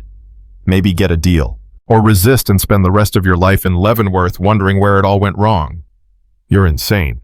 No, I'm professional. There's a difference. Riley turned toward the course. Behind her, she heard Donovan's breathing, rapid and shallow. Panicked. He was braking. The rangemaster gave the signal. Course is hot. Begin. Riley moved into the urban maze. Targets popped up random. Hostile. Civilian. Hostile. She engaged with precision, her movements economical professional. Behind her, she heard Donovan on his phone, speaking urgently to someone. Probably Mongoose. Probably warning him that the operation was compromised. Good. Let them panic. Let them make mistakes. She cleared the course in record time. Perfect score. 0 civilian casualties. When she emerged, Donovan was gone. Vanished. His clipboard abandoned on the ground. He'd run. Riley pulled out her phone, called Sarah. Donovan's spooked. He's running. Where Chum? Unknown. But he was on his phone. Probably warning Mongoose. Damn it. If Mongoose goes dark, hold on. Muffled voices in the background. Then Sarah came back. NCIS is moving now. All teams execute. We're not waiting for 1600. In the distance, Riley heard sirens. Vehicles approaching fast. Black SUVs poured through the compound gates, NCIS agents in tactical gear spilling out. Candidates scattered confused, shouting questions. Riley stood still watching the chaos unfold. Agents swarmed the instructor buildings. She heard shouting, resistance, then silence. An agent approached her. Sergeant Chen. That's me. Agent Harris, NCIS, we need you to come with us. Debriefing. Did you get him? Did you get Donovan? Harris's face was grim. He's in the wind. Fled on foot approximately 10 minutes ago. We have teams searching, but... Gunfire erupted from the eastern perimeter. Automatic weapons. Sustained bursts. Harris's radio crackled. Contact suspect engaging security forces at the eastern gate. Multiple casualties. Donovan wasn't running. He was fighting. Riley moved before Harris could stop her. Sprinted toward the gunfire, her rifle up her training taking over. Harris shouted after her, "Chen, stand down! You're not cleared to..." She didn't hear the rest, because somewhere ahead Donovan was making his last stand, and she was going to finish this, one way or another. Riley hit the eastern perimeter at a dead sprint, her rifle tight against her shoulder, every sense screaming danger. The gunfire had stopped, but the silence was worse. It meant Donovan was moving, repositioning, hunting. 2 NCIS agents lay bleeding near the gate. One clutched his shoulder, the other wasn't moving. Riley dropped beside the conscious one. Where'd he go? The agent grimaced through pain. Supply depot. Western containers. He's got hostages. Riley's heart stopped. The supply depot. Her containers. The place she'd spent weeks cataloging, where Mitchell and Webb had watched her work with such precision. Where candidates were currently conducting inventory training. She keyed her radio. This is Chen. Donovan's at the supply depot with hostages. How many candidates are there? Static. Then a voice she didn't recognize. Unknown. Possibly 6 to 8. He's barricaded inside Container 12. Container 12. The last one. The one with the best defensive position and the worst approach angles. Of course, Donovan had chosen it. He'd been planning this. Had probably been planning it since the moment he suspected her. Riley moved toward the depot, staying low using cover. Her training from Vienna, from Kabul, from all the dark places she'd operated came flooding back. This wasn't a training exercise anymore. This was combat. She reached the perimeter of the depot. 6 containers arranged in 2 rows exactly as she remembered. Container 12 sat at the far end, its doors partially open. She could see movement inside. Shadows. Voices. Her encrypted phone buzzed. Sarah. Chen, NCIS has tactical teams en route. ETA 12 minutes. You need to hold position and wait for backup. He has hostages. 12 minutes might as well be 12 hours. You're not cleared for hostage rescue. You're an intelligence operative, not a tactical operator. Riley almost laughed. Sarah, I've done 17 extractions across 4 continents. I think I can handle one burned SEAL instructor. That burned SEAL instructor has combat experience and nothing to lose. He knows you're coming. He's ready. So am I.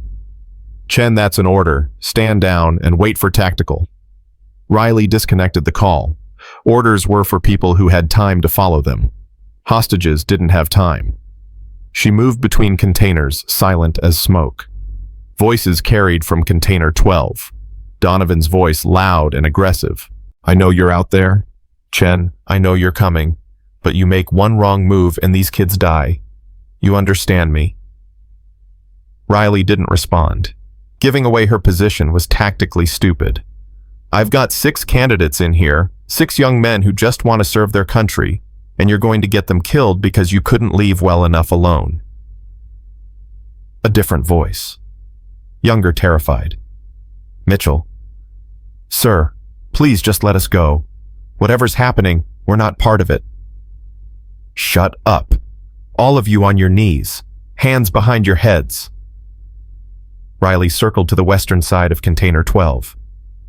Found a ventilation gap in the corrugated metal. Peered through. She could see inside. 6 candidates kneeling in a row. Mitchell, Webb, Stevens, and 3 others she recognized from formation. All of them looked terrified except Webb, whose eyes were scanning, calculating, looking for opportunities.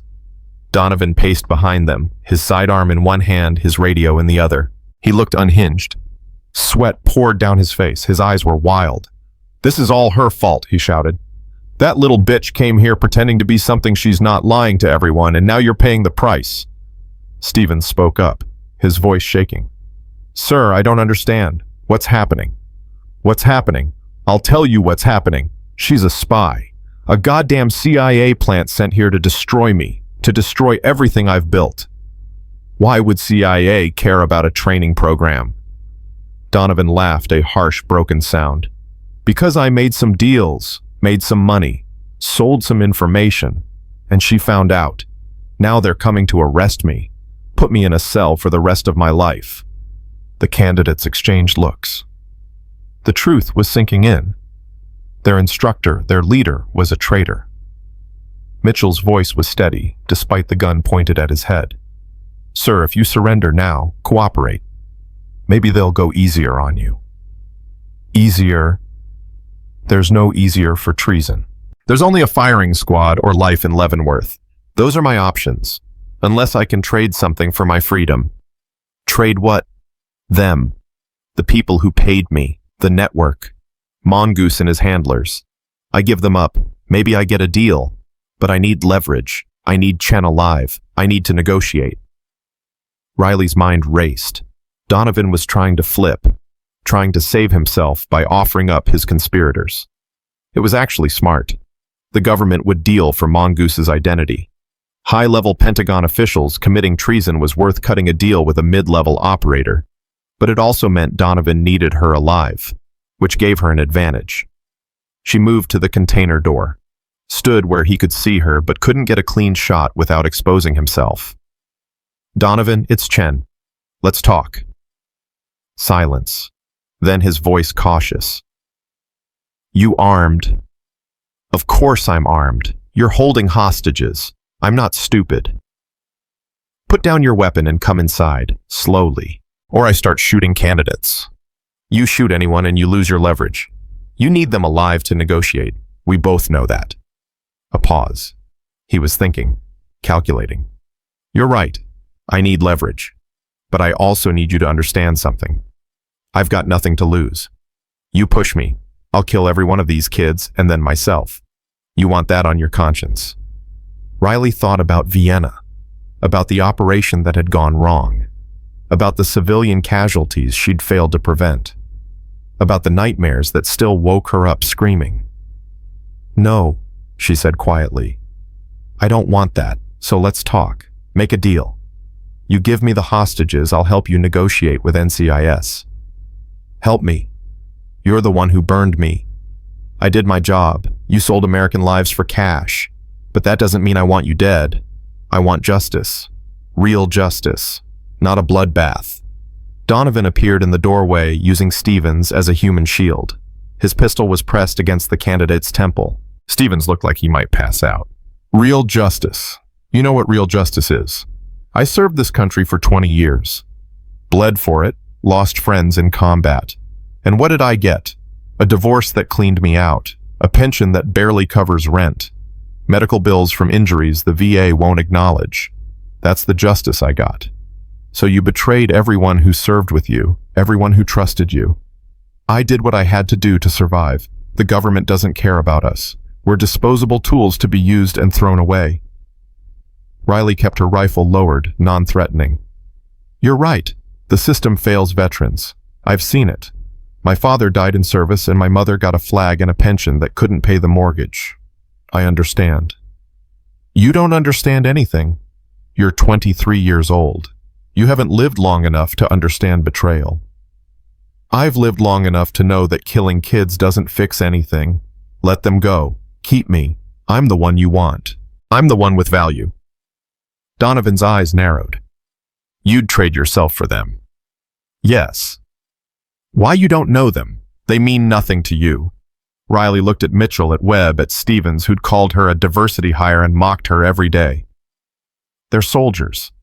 They deserve a chance to serve, to do it right, not like us. Something flickered in Donovan's eyes. Recognition. Understanding. You really are like me. Broken. Trying to find meaning in service. Maybe. But I didn't sell out. I didn't betray the people who depended on me. Not yet. Give it time. Give it enough years of being used and thrown away.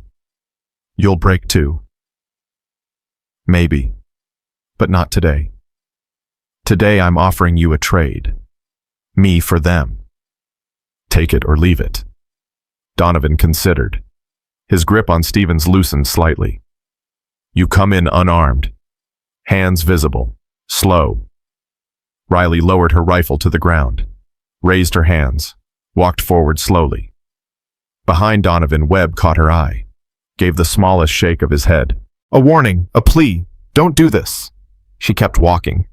When she reached the container entrance, Donovan grabbed her, spun her around, used her as his new shield, his gun pressed against her ribs. Smart move, Chen. Or should I call you by your real name? Who are you really? CIA, DIA, some other alphabet agency? Does it matter? It matters to me. I want to know who destroyed my life. Riley stayed calm. My name is Riley Chen. I work for people who care about stopping traitors. That's all you need to know. Riley Chen. That your real name or another cover? It's real enough. Donovan laughed bitterly. Nothing about you is real. You're a ghost, just like I'm about to be. He raised his voice. NCIS. I know you're listening. I want to negotiate. I want immunity in exchange for information on Mongoose. I want witness protection. I want a new life. You give me that, I'll give you everything. A loudspeaker crackled from outside. This is Agent Harris, NCIS. We're willing to discuss terms, but you need to release the hostages first. Show good faith. Good faith. You think I'm stupid? I release them. You storm in here and shoot me. We're not going to shoot you. We want you alive. We want the information you have. Prove it. Pull your tactical teams back. Give me room to breathe. Silence. Then the sound of vehicles moving, boots retreating. Donovan relaxed slightly. See, they're listening. They want Mongoose. They want the network, and I'm going to give it to them. Riley spoke quietly. You know they're lying, right? They're buying time, surrounding the container. The moment they have a clean shot, you're done. Shut up. I'm serious. I've run operations like this. They're not going to let you walk. Best case, you spend life in prison. Worst case, you don't make it out of this container alive. Then what do you suggest, Chen, since you're such an expert? Surrender. Now, while you still have value. Give them everything. Names, dates, transactions. Cooperate completely. You might get a reduced sentence. Reduced sentence, I'm looking at treason charges. There's no reduced sentence for that. There is if you deliver Mongoose, a Pentagon official committing treason. That's huge. That's worth cutting a deal for. Donovan's breathing was ragged. She could feel him trembling. The adrenaline was wearing off. Reality was setting in. I just wanted to survive, he said quietly. After the divorce, after everything fell apart, I just needed money. They approached me. Made it sound simple. Just some tactical data. Nothing that would get people killed. But people did get killed. I didn't know, I swear I didn't know they'd use it like that. Doesn't matter. Ignorance isn't a defense. You sold classified information to the enemy. People died. That's treason. Donovan's gun hand shook. I can't go to prison. I can't spend the rest of my life in a cell. Then don't. Cooperate. Give them everything. At least you'll have purpose. You'll be helping stop the people who used you. For a long moment, Donovan didn't speak. Riley could feel him breaking, could feel the decision forming. Then Stevens moved. The idiot candidate who'd hated Riley from day one, who'd called her a diversity hire, who'd mocked her at every opportunity, decided to be a hero. He lunged at Donovan from his kneeling position, going for the gun. Everything happened in slow motion and at light speed simultaneously. Donovan's gun swung toward Stevens. Riley moved on pure instinct. She grabbed Donovan's wrist, twisted hard, drove her elbow into his solar plexus. The gun fired. The bullet went wide, punching through the container wall with a deafening clang. Donovan gasped, tried to bring the weapon back around. Riley swept his legs, took him down hard. They hit the container floor in a tangle of limbs. The gun skittered away. Mitchell dove for it, came up with it aimed at Donovan. Riley had Donovan pinned her knee on his spine, his arm twisted at an angle that would break if he moved wrong. Don't, she said quietly. Don't move. Don't fight. It's over. Donovan went limp. All the fight drained out of him. Just shoot me. Please. Just end it. No, you don't get the easy way out. You get to face what you did. You get to live with it. NCIS agents poured into the container, weapons drawn. They took Donovan from Riley, cuffed him, dragged him to his feet. Agent Harris appeared looking furious. Chen, I told you to stand down. Hostages are safe. Suspect is in custody. Mission accomplished. You disobeyed a direct order. I disobeyed a suggestion. I don't work for NCIS. I work for people who care about results. Harris looked like he wanted to argue but couldn't, because Riley was right. The hostages were safe. Donovan was captured. The operation was a success. Get medical in here. Check these candidates. Medics swarmed in. Riley stepped back, let them work. Her hands were shaking now that the adrenaline was fading. She'd been seconds away from dying, seconds away from watching 6 candidates get executed. Mitchell approached, still holding Donovan's pistol. That was the bravest thing I've ever seen. Or the stupidest. Haven't decided which. Probably both. Webb joined them. You saved our lives. Thank you. Riley shook her head. Thanks, Stevens. He's the one who moved. Gave me the opening. They looked at Stevens, who was sitting against the container wall looking shell-shocked.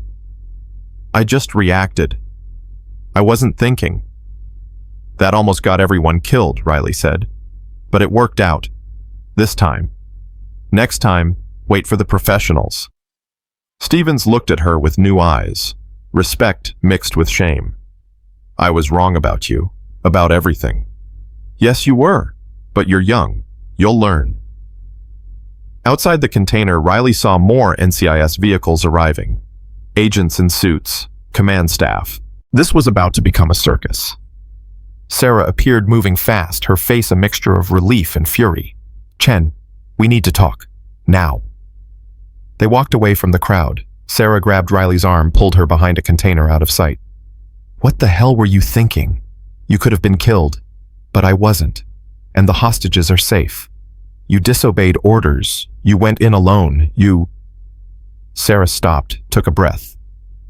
You did exactly what I would have done, which doesn't make it right, but I understand. Did you get Mongoose? Sarah's face hardened. Yes. Arrested at the Pentagon 20 minutes ago. He tried to run. Made it to the parking garage before tactical teams grabbed him. He's in custody. And the network. Rolling them up as we speak. Donovan wasn't the only one selling information. We've identified 7 other compromised personnel across 3 agencies. This is bigger than we thought. Riley felt the weight of it. 7 traitors. How many people had died because of them? How many operations had been compromised? What happens to Donovan? He's talking. Gave up Mongoose, gave up the network, gave up everything. He'll still face charges, but he might avoid the death penalty if he cooperates fully. Good. He doesn't deserve to die. He deserves to live with what he did. Sarah studied Riley. You feel sorry for him? No, I understand him. There's a difference. He made choices, bad choices. But I understand the desperation that led to them. Don't go soft on me, Chen. He betrayed his country. He got people killed. I know. But he's also a broken man who got used by people smarter than him. That doesn't excuse what he did. It just explains it. Sarah nodded slowly. Your cover's burned. Every candidate saw you take Donovan down. They know you're not just a Coast Guard logistics officer. I know. Which means we need to extract you, tonight. New identity, new assignment, clean break. Riley thought about Tommy, about the video call she'd promised, about the lie she'd have to tell him about why she was suddenly transferring to a new unit, a new country, a new life. Where am I going? Prague, embassy security, administrative position, low profile. We'll rebuild your legend from there. Prague, where Sarah Vance had died, where this whole thing had started. When do I leave? 6 hours, pack light. Your personal effects will be shipped separately. Everything you've built here disappears. Riley nodded. 3 years of building a life gone in 6 hours. It was always like this. Ghosts didn't get to keep anything. What about Mitchell and Webb? They know too much. They'll be debriefed. Classified briefings, non-disclosure agreements. If they talk, they'll face charges. They're smart enough to understand that. They are. They're good men. Then they'll keep quiet. And maybe someday when they're senior enough, they'll understand what really happened here. Sarah handed Riley a phone, new encrypted, loaded with her new identity. Your name is Rachel Morrison. You're 24. Originally from Portland. Joined the Coast Guard at 20, served 4 years now, transitioning to embassy security detail. You have a degree in international relations from a state school. You're boring, competent, and forgettable. Riley took the phone. Rachel Morrison, another ghost, another lie. What about Riley Chen? Riley Chen died in a training accident. Container collapsed during inventory. Tragic. The memorial service will be next week. Your brother will receive notification. Riley's heart clenched. Tommy thinks I'm dead. No, Tommy thinks Riley Chen is dead, but his sister is alive. You'll contact him in 3 days from Prague. Explain that there was a mix-up, a clerical error, that you're fine. He'll be relieved. He'll believe it. And life goes on. Another lie. Another manipulation of the one person who mattered most. I hate this part. I know, but it's necessary. You know that. Riley did know. She'd known it since Vienna, since the day she'd become a ghost. This was the price of the mission. This was the cost of protecting people who'd never know they needed protection. 6 hours, Sarah said. Say your goodbyes, pack your gear, be ready to move. She walked away, leaving Riley alone between the containers, surrounded by the chaos of the operation she'd just completed. Mitchell and Webb found her there. They looked uncertain, like they weren't sure if they should approach. It's okay, Riley said. I'm not radioactive. Mitchell smiled weakly. Could have fooled us. Half the base thinks you're CIA. The other half thinks you're some kind of special operations Terminator. I'm neither. I'm just someone who does a job. Some job, Webb said. Taking down traitors, saving hostages, all in a day's work. Something like that. They stood in awkward silence. Finally, Mitchell spoke. We're getting debriefed, told we can't talk about what happened here. Classified, need to know, all that. That's right. So we'll probably never see you again. Never know what really happened. Never know who you really are. Riley looked at them both.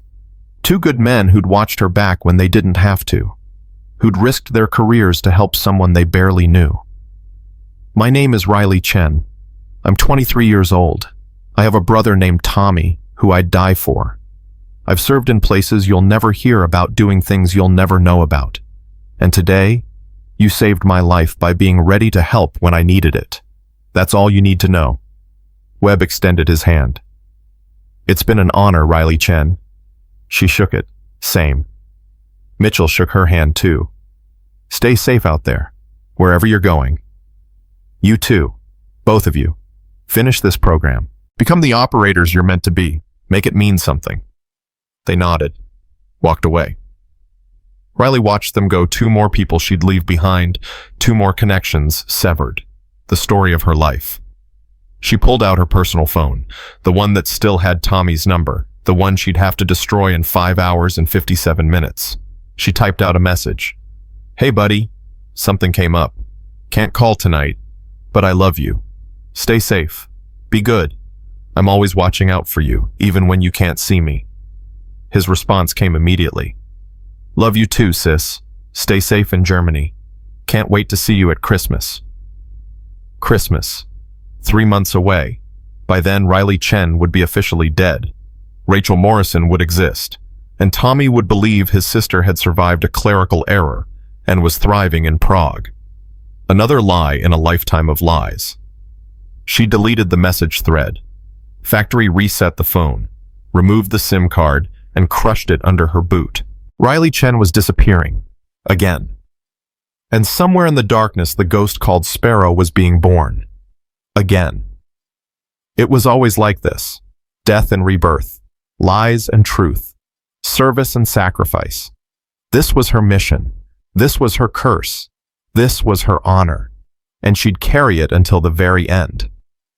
The flight to Prague left at 2300 hours from a private airfield 40 miles north of San Diego. Riley sat in the back of a black SUV watching the compound disappear in the rearview mirror. 6 hours had become 4. Sarah had accelerated the timeline after Mongoose started talking, revealing more conspirators than anyone had anticipated. The driver was agency, silent professional eyes on the road. Riley appreciated the quiet. She needed time to think, time to process what had just happened, time to prepare for what came next. Her new phone buzzed. "Sarah, change of plans. You're not going to Prague." Riley's stomach dropped. "What?" Mongoose gave up something big, bigger than we thought. "There's a training facility in Eastern Europe, former Soviet military base. They're teaching enemy operatives advanced sniper tactics using stolen American doctrine, your doctrine. The stuff Donovan sold them." "How many operatives?" "Unknown, but satellite imagery shows at least 30 people on site, could be more. This is a full-scale training operation run by people who know what they're doing." Riley's mind raced. "You want me to infiltrate?" "No, we want you to destroy it. Complete shutdown. Operators neutralized. Facility burned. Evidence collected. This is a direct action mission. I'm an intelligence operative, not a commando. You're whatever we need you to be. And right now, we need someone who understands sniper tactics, who can operate independently, who won't hesitate when things get messy." Messy meaning what? Meaning some of those operators won't surrender. Meaning you might have to make hard choices. Can you do that? Riley thought about the 16 people she'd already killed. Thought about Vienna. Thought about all the dark places she'd walked through. Yes. Good. You'll be briefed in detail once you land in Germany, Ramstein Air Base. But I need you to understand something. This mission isn't sanctioned. If you're caught, if you're killed, the United States government will deny everything. You'll be a rogue operator, a criminal. We can't protect you. I know how this works. I know you do. But I need to hear you say it. I need to know you understand the risk. Riley looked out the window at the darkness rushing past. I understand. I accept the risk. When do I leave? 48 hours. You'll have a team, 4 operators, all experienced, all volunteers. You'll lead them. I've never led a team. You led today. You took down Donovan. You saved those hostages. You made the hard calls. That's leadership. That was improvisation. This is different. No, it's exactly the same. You assess the situation, you make decisions, you execute. The only difference is you'll have backup. The SUV pulled into the airfield. A small jet waited on the tarmac, engines already running. I have to go, Riley said. Chen, one more thing. Your brother. Riley's hand tightened on the phone. What about him? The notification about your death. It's been delayed. We're holding it for 72 hours. If this mission goes south, if you don't make it back, he'll be told you died in training. If you succeed, the notification gets deleted. He never knows. You're using my brother as motivation. I'm giving you a reason to come back alive. There's a difference. The line went dead. Riley sat in the darkness of the SUV, feeling the weight of it all. Tommy's life hung on her success. If she failed, he'd spend the rest of his life thinking his sister died in a training accident. If she succeeded, he'd never know how close he came to losing her. The pressure was crushing, and exactly what she needed. She grabbed her bag, walked to the jet. The pilot nodded as she climbed aboard. No words, no questions. Just professional acknowledgement. The jet took off into the night sky. Riley watched San Diego disappear below the lights, fading to nothing. Somewhere down there, Tommy was sleeping. Dreaming about his engineering exams, completely unaware that his sister was flying into another war. That was how it should be.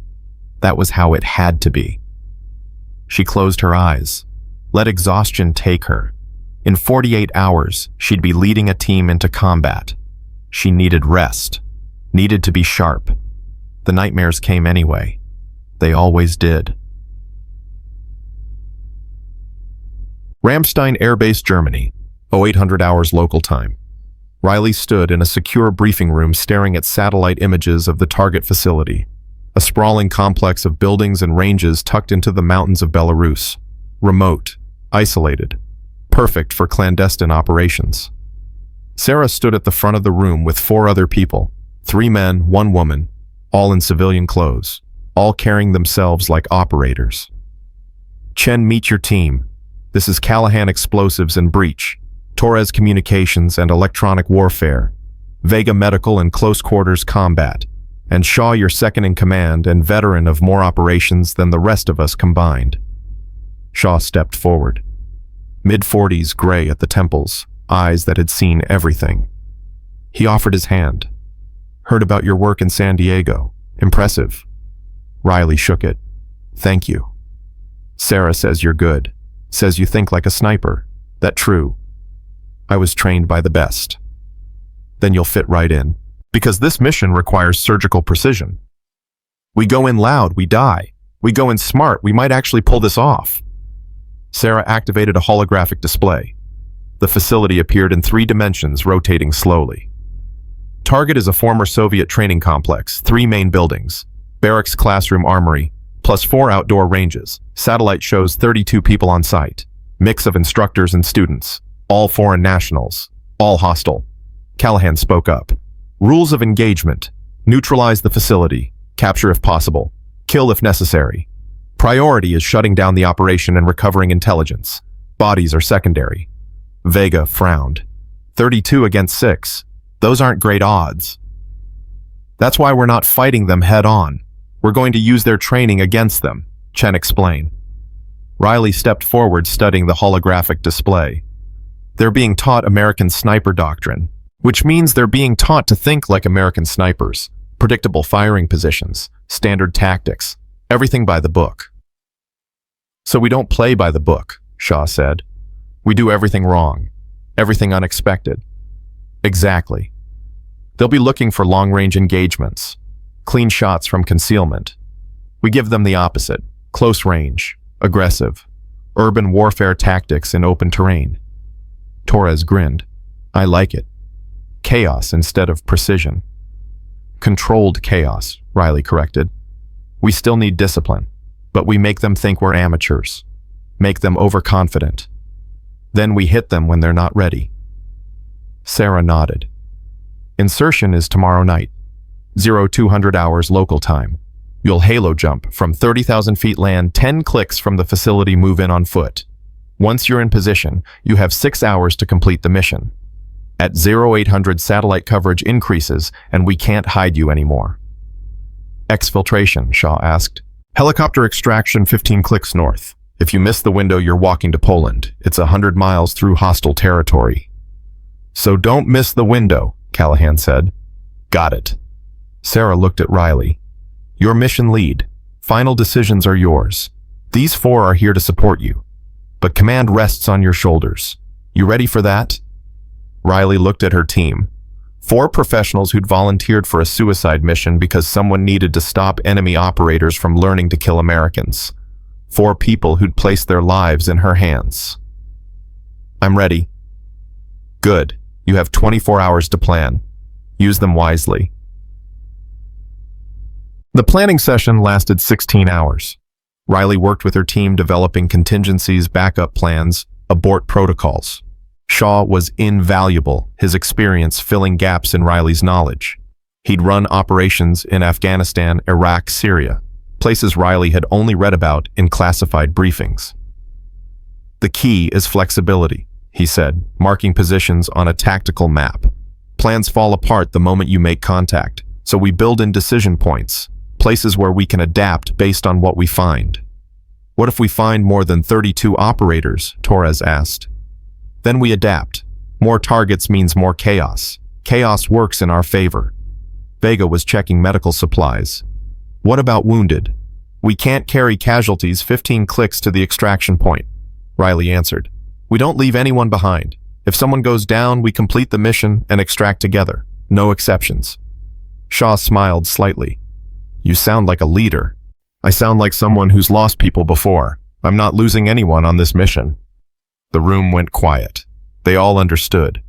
Every operator in that room had lost teammates, had carried bodies, had written letters to families explaining why their loved ones weren't coming home. We'll do our best, Shaw said, but you need to understand something. In combat, people die, sometimes despite our best efforts. You can't promise we all make it home. I can promise I'll do everything possible to make sure we do. That's good enough for me.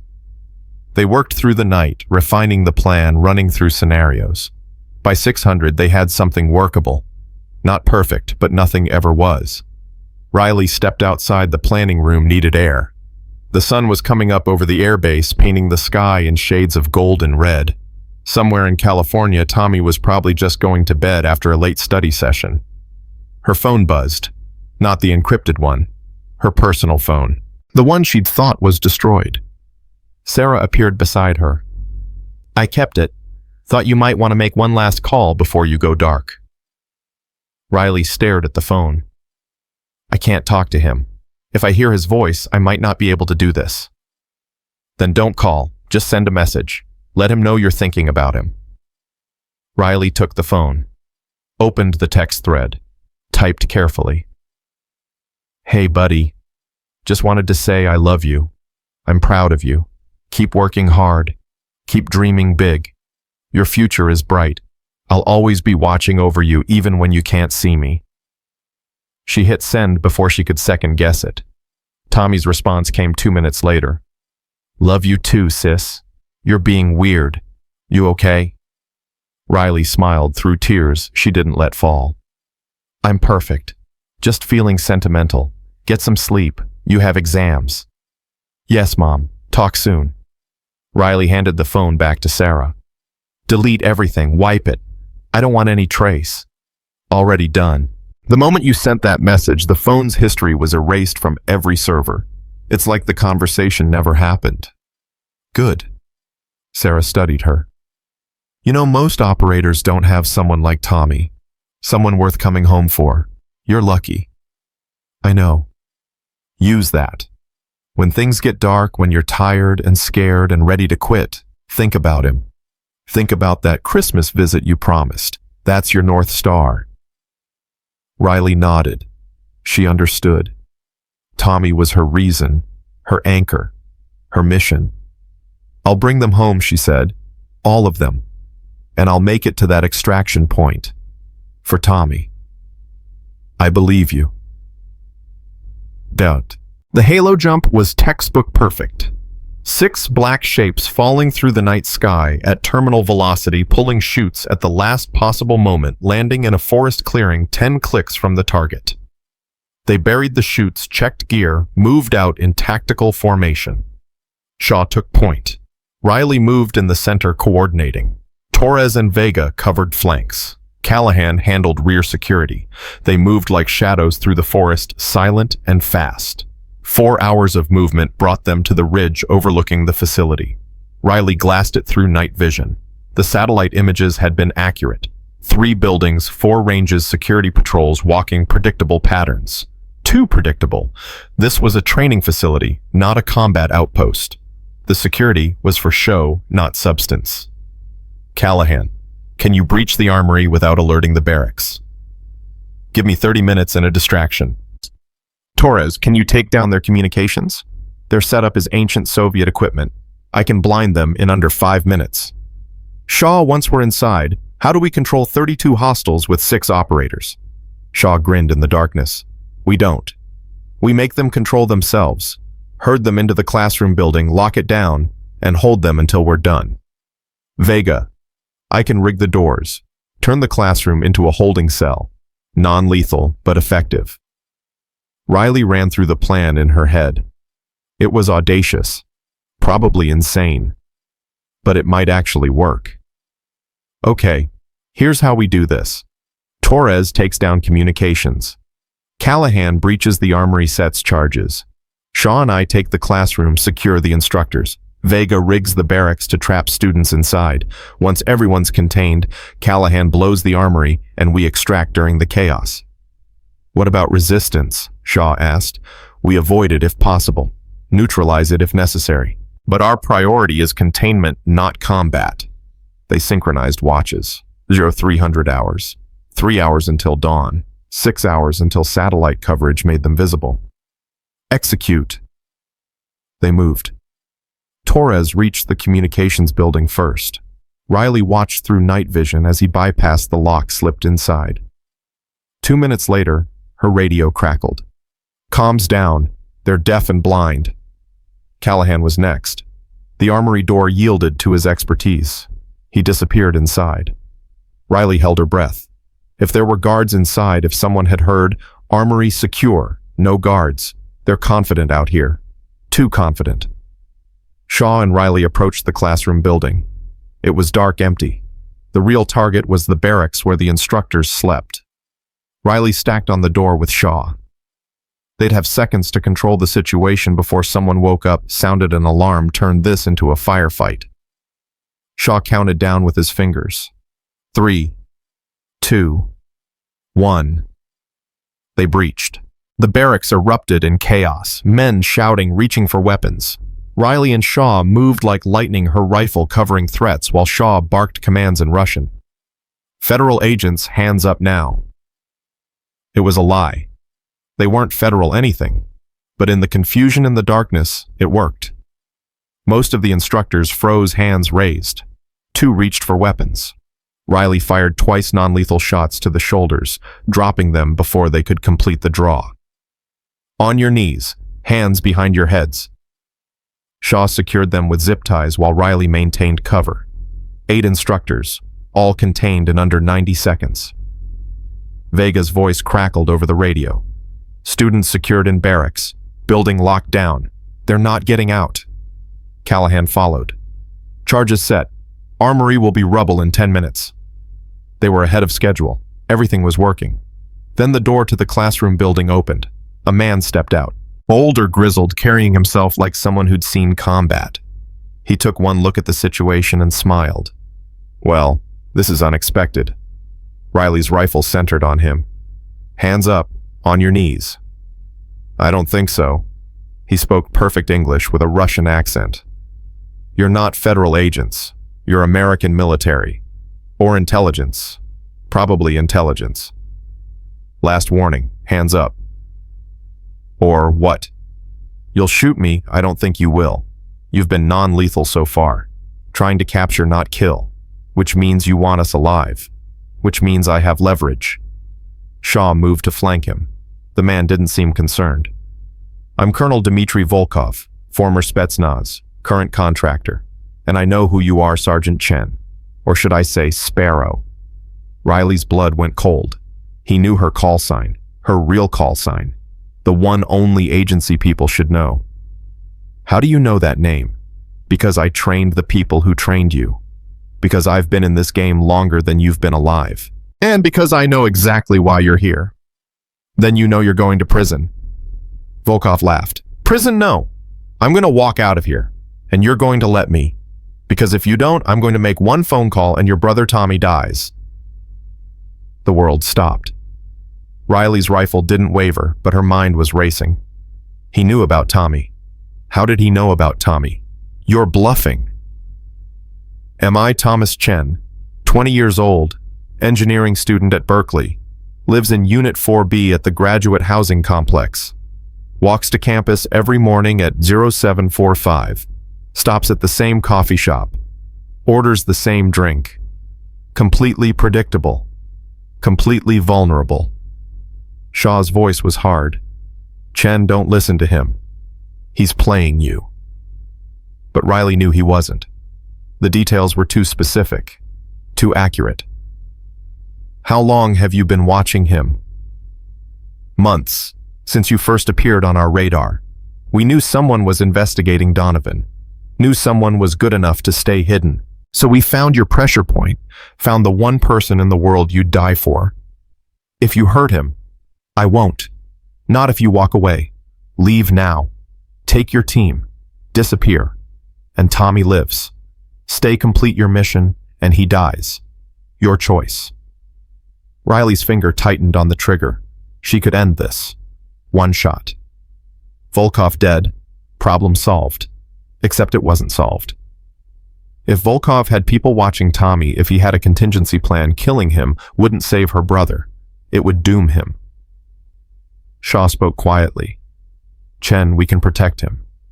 We can get him into protective custody. How long will that take? Minutes, hours?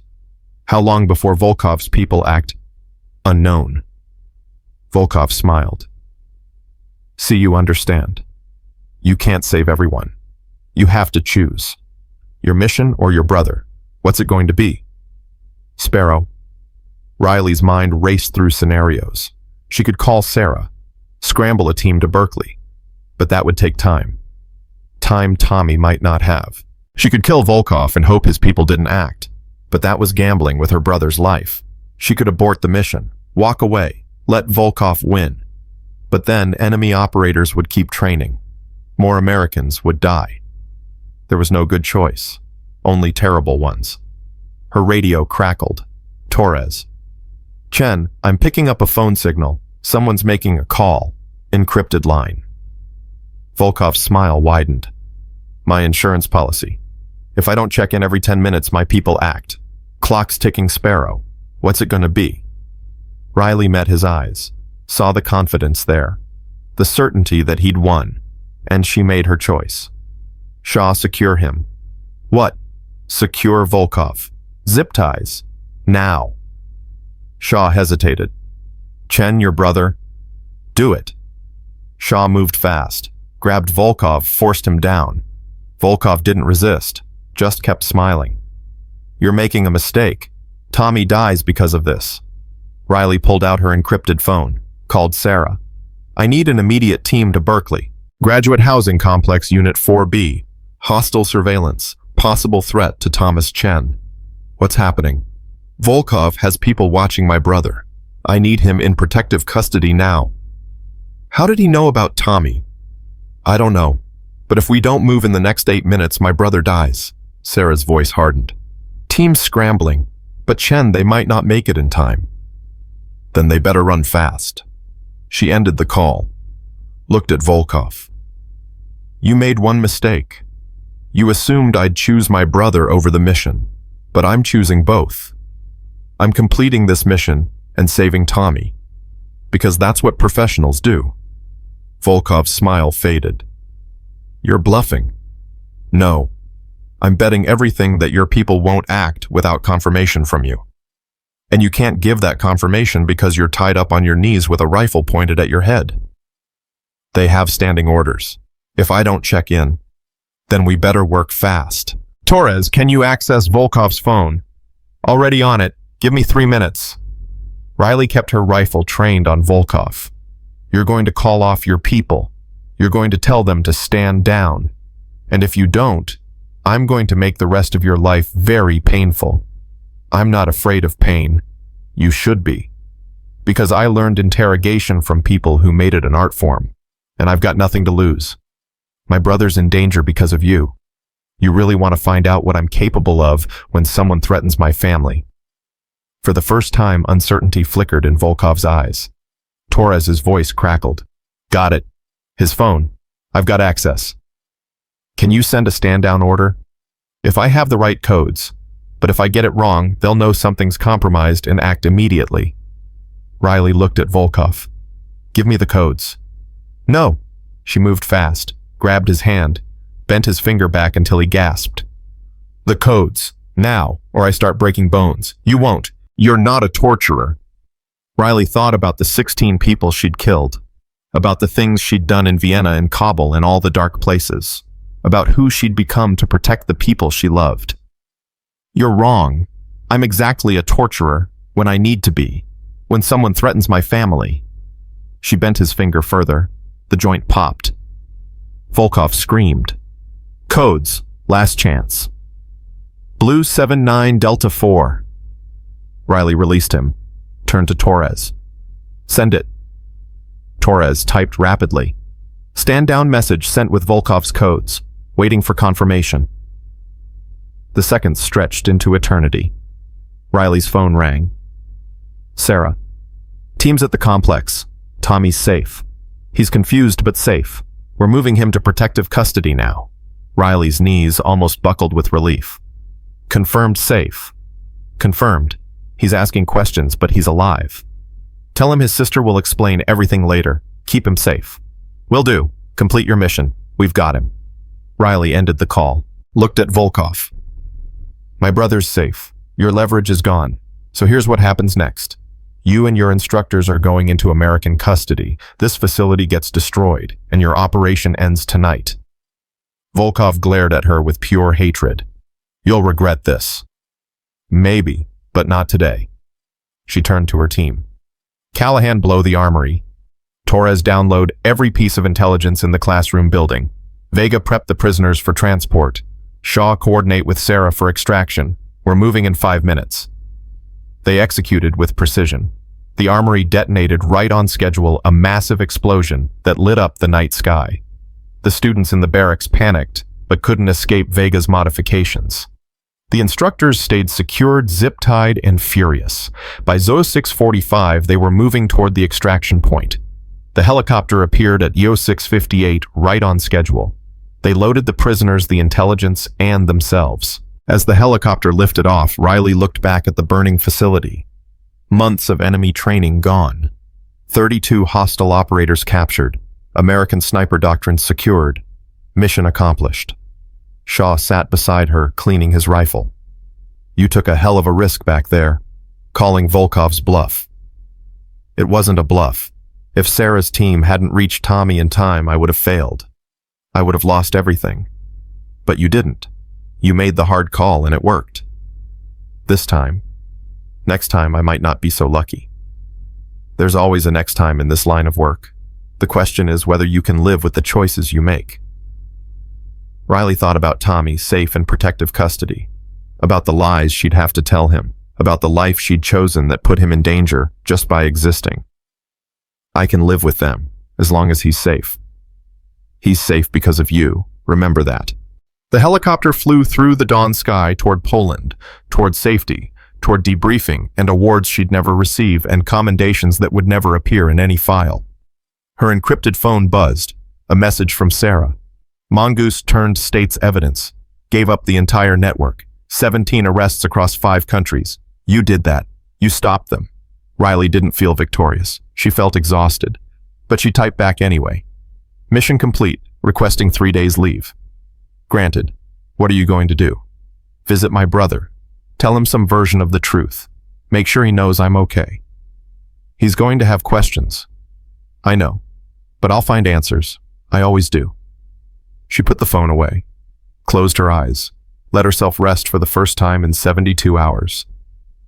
When she opened them again, they were landing in Poland. Safe, victorious, alive. All of them, just like she'd promised. 3 days later, Riley sat in a coffee shop in Berkeley. Not as Riley Chen, not as Rachel Morrison, just as a sister waiting for her brother. Tommy walked in right on schedule. 0745, same as always. Saw her. His face lit up with joy and confusion. Sis, what are you doing here? I thought you were in Germany. Riley stood, hugged him tight, felt the reality of him. Alive, safe, whole. Change of plans, got some leave, wanted to see you. The government called, said there was some kind of security situation, moved me to a hotel for 2 days. They wouldn't explain anything. Yeah, about that. We need to talk. They sat. Riley ordered his usual coffee without asking. He noticed. You remember my order? I remember everything about you. Sis, what's going on? Really? Riley took a breath, made a decision. Tommy deserved some version of the truth. My job isn't what I told you. I don't work in logistics. I work in security, classified stuff. And sometimes that work puts people I love at risk. You were at risk because of me. I'm sorry. Tommy's eyes widened. Wait, you're like a spy. I'm like someone who solves problems the government doesn't want to acknowledge. That's all I can say. That's insane. My boring sister is secretly a badass. I'm still boring. I just do boring things in dangerous places. This is so cool. Can you tell me what you do, where you've been? No. And you can't tell anyone about this conversation. Not your friends, not your professors, not anyone. Because if you do, people could get hurt. Tommy sobered. Seriously. Seriously. This stays between us. Forever. Okay. I promise.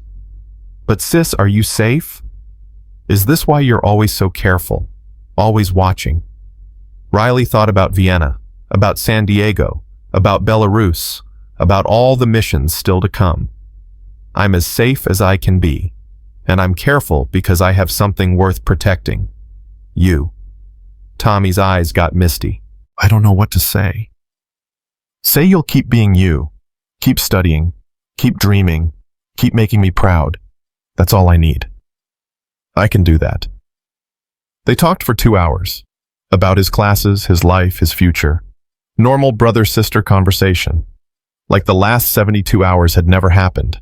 Like Riley hadn't almost lost him. When they said goodbye, Tommy hugged her extra tight. Come back safe, okay? Whatever you do, wherever you go, come back. I'll try. I promise, I'll always try. She watched him walk away toward campus. Watched until he disappeared into the crowd of students. Normal kids living normal lives. The life she'd chosen to protect. Her phone buzzed. Sarah. New assignment. Moscow. Deep cover. 6 months minimum. You in? Riley typed back without hesitation. I'm in. Because this was who she was. This was what she did. Not for glory. Not for recognition. But for Tommy. For all the Tommies in the world who deserve to sleep safely. Who deserve to dream without nightmares. Who deserved to live without knowing about the darkness that existed in the shadows. She was the ghost in those shadows, the protector they'd never see, the warrior they'd never know.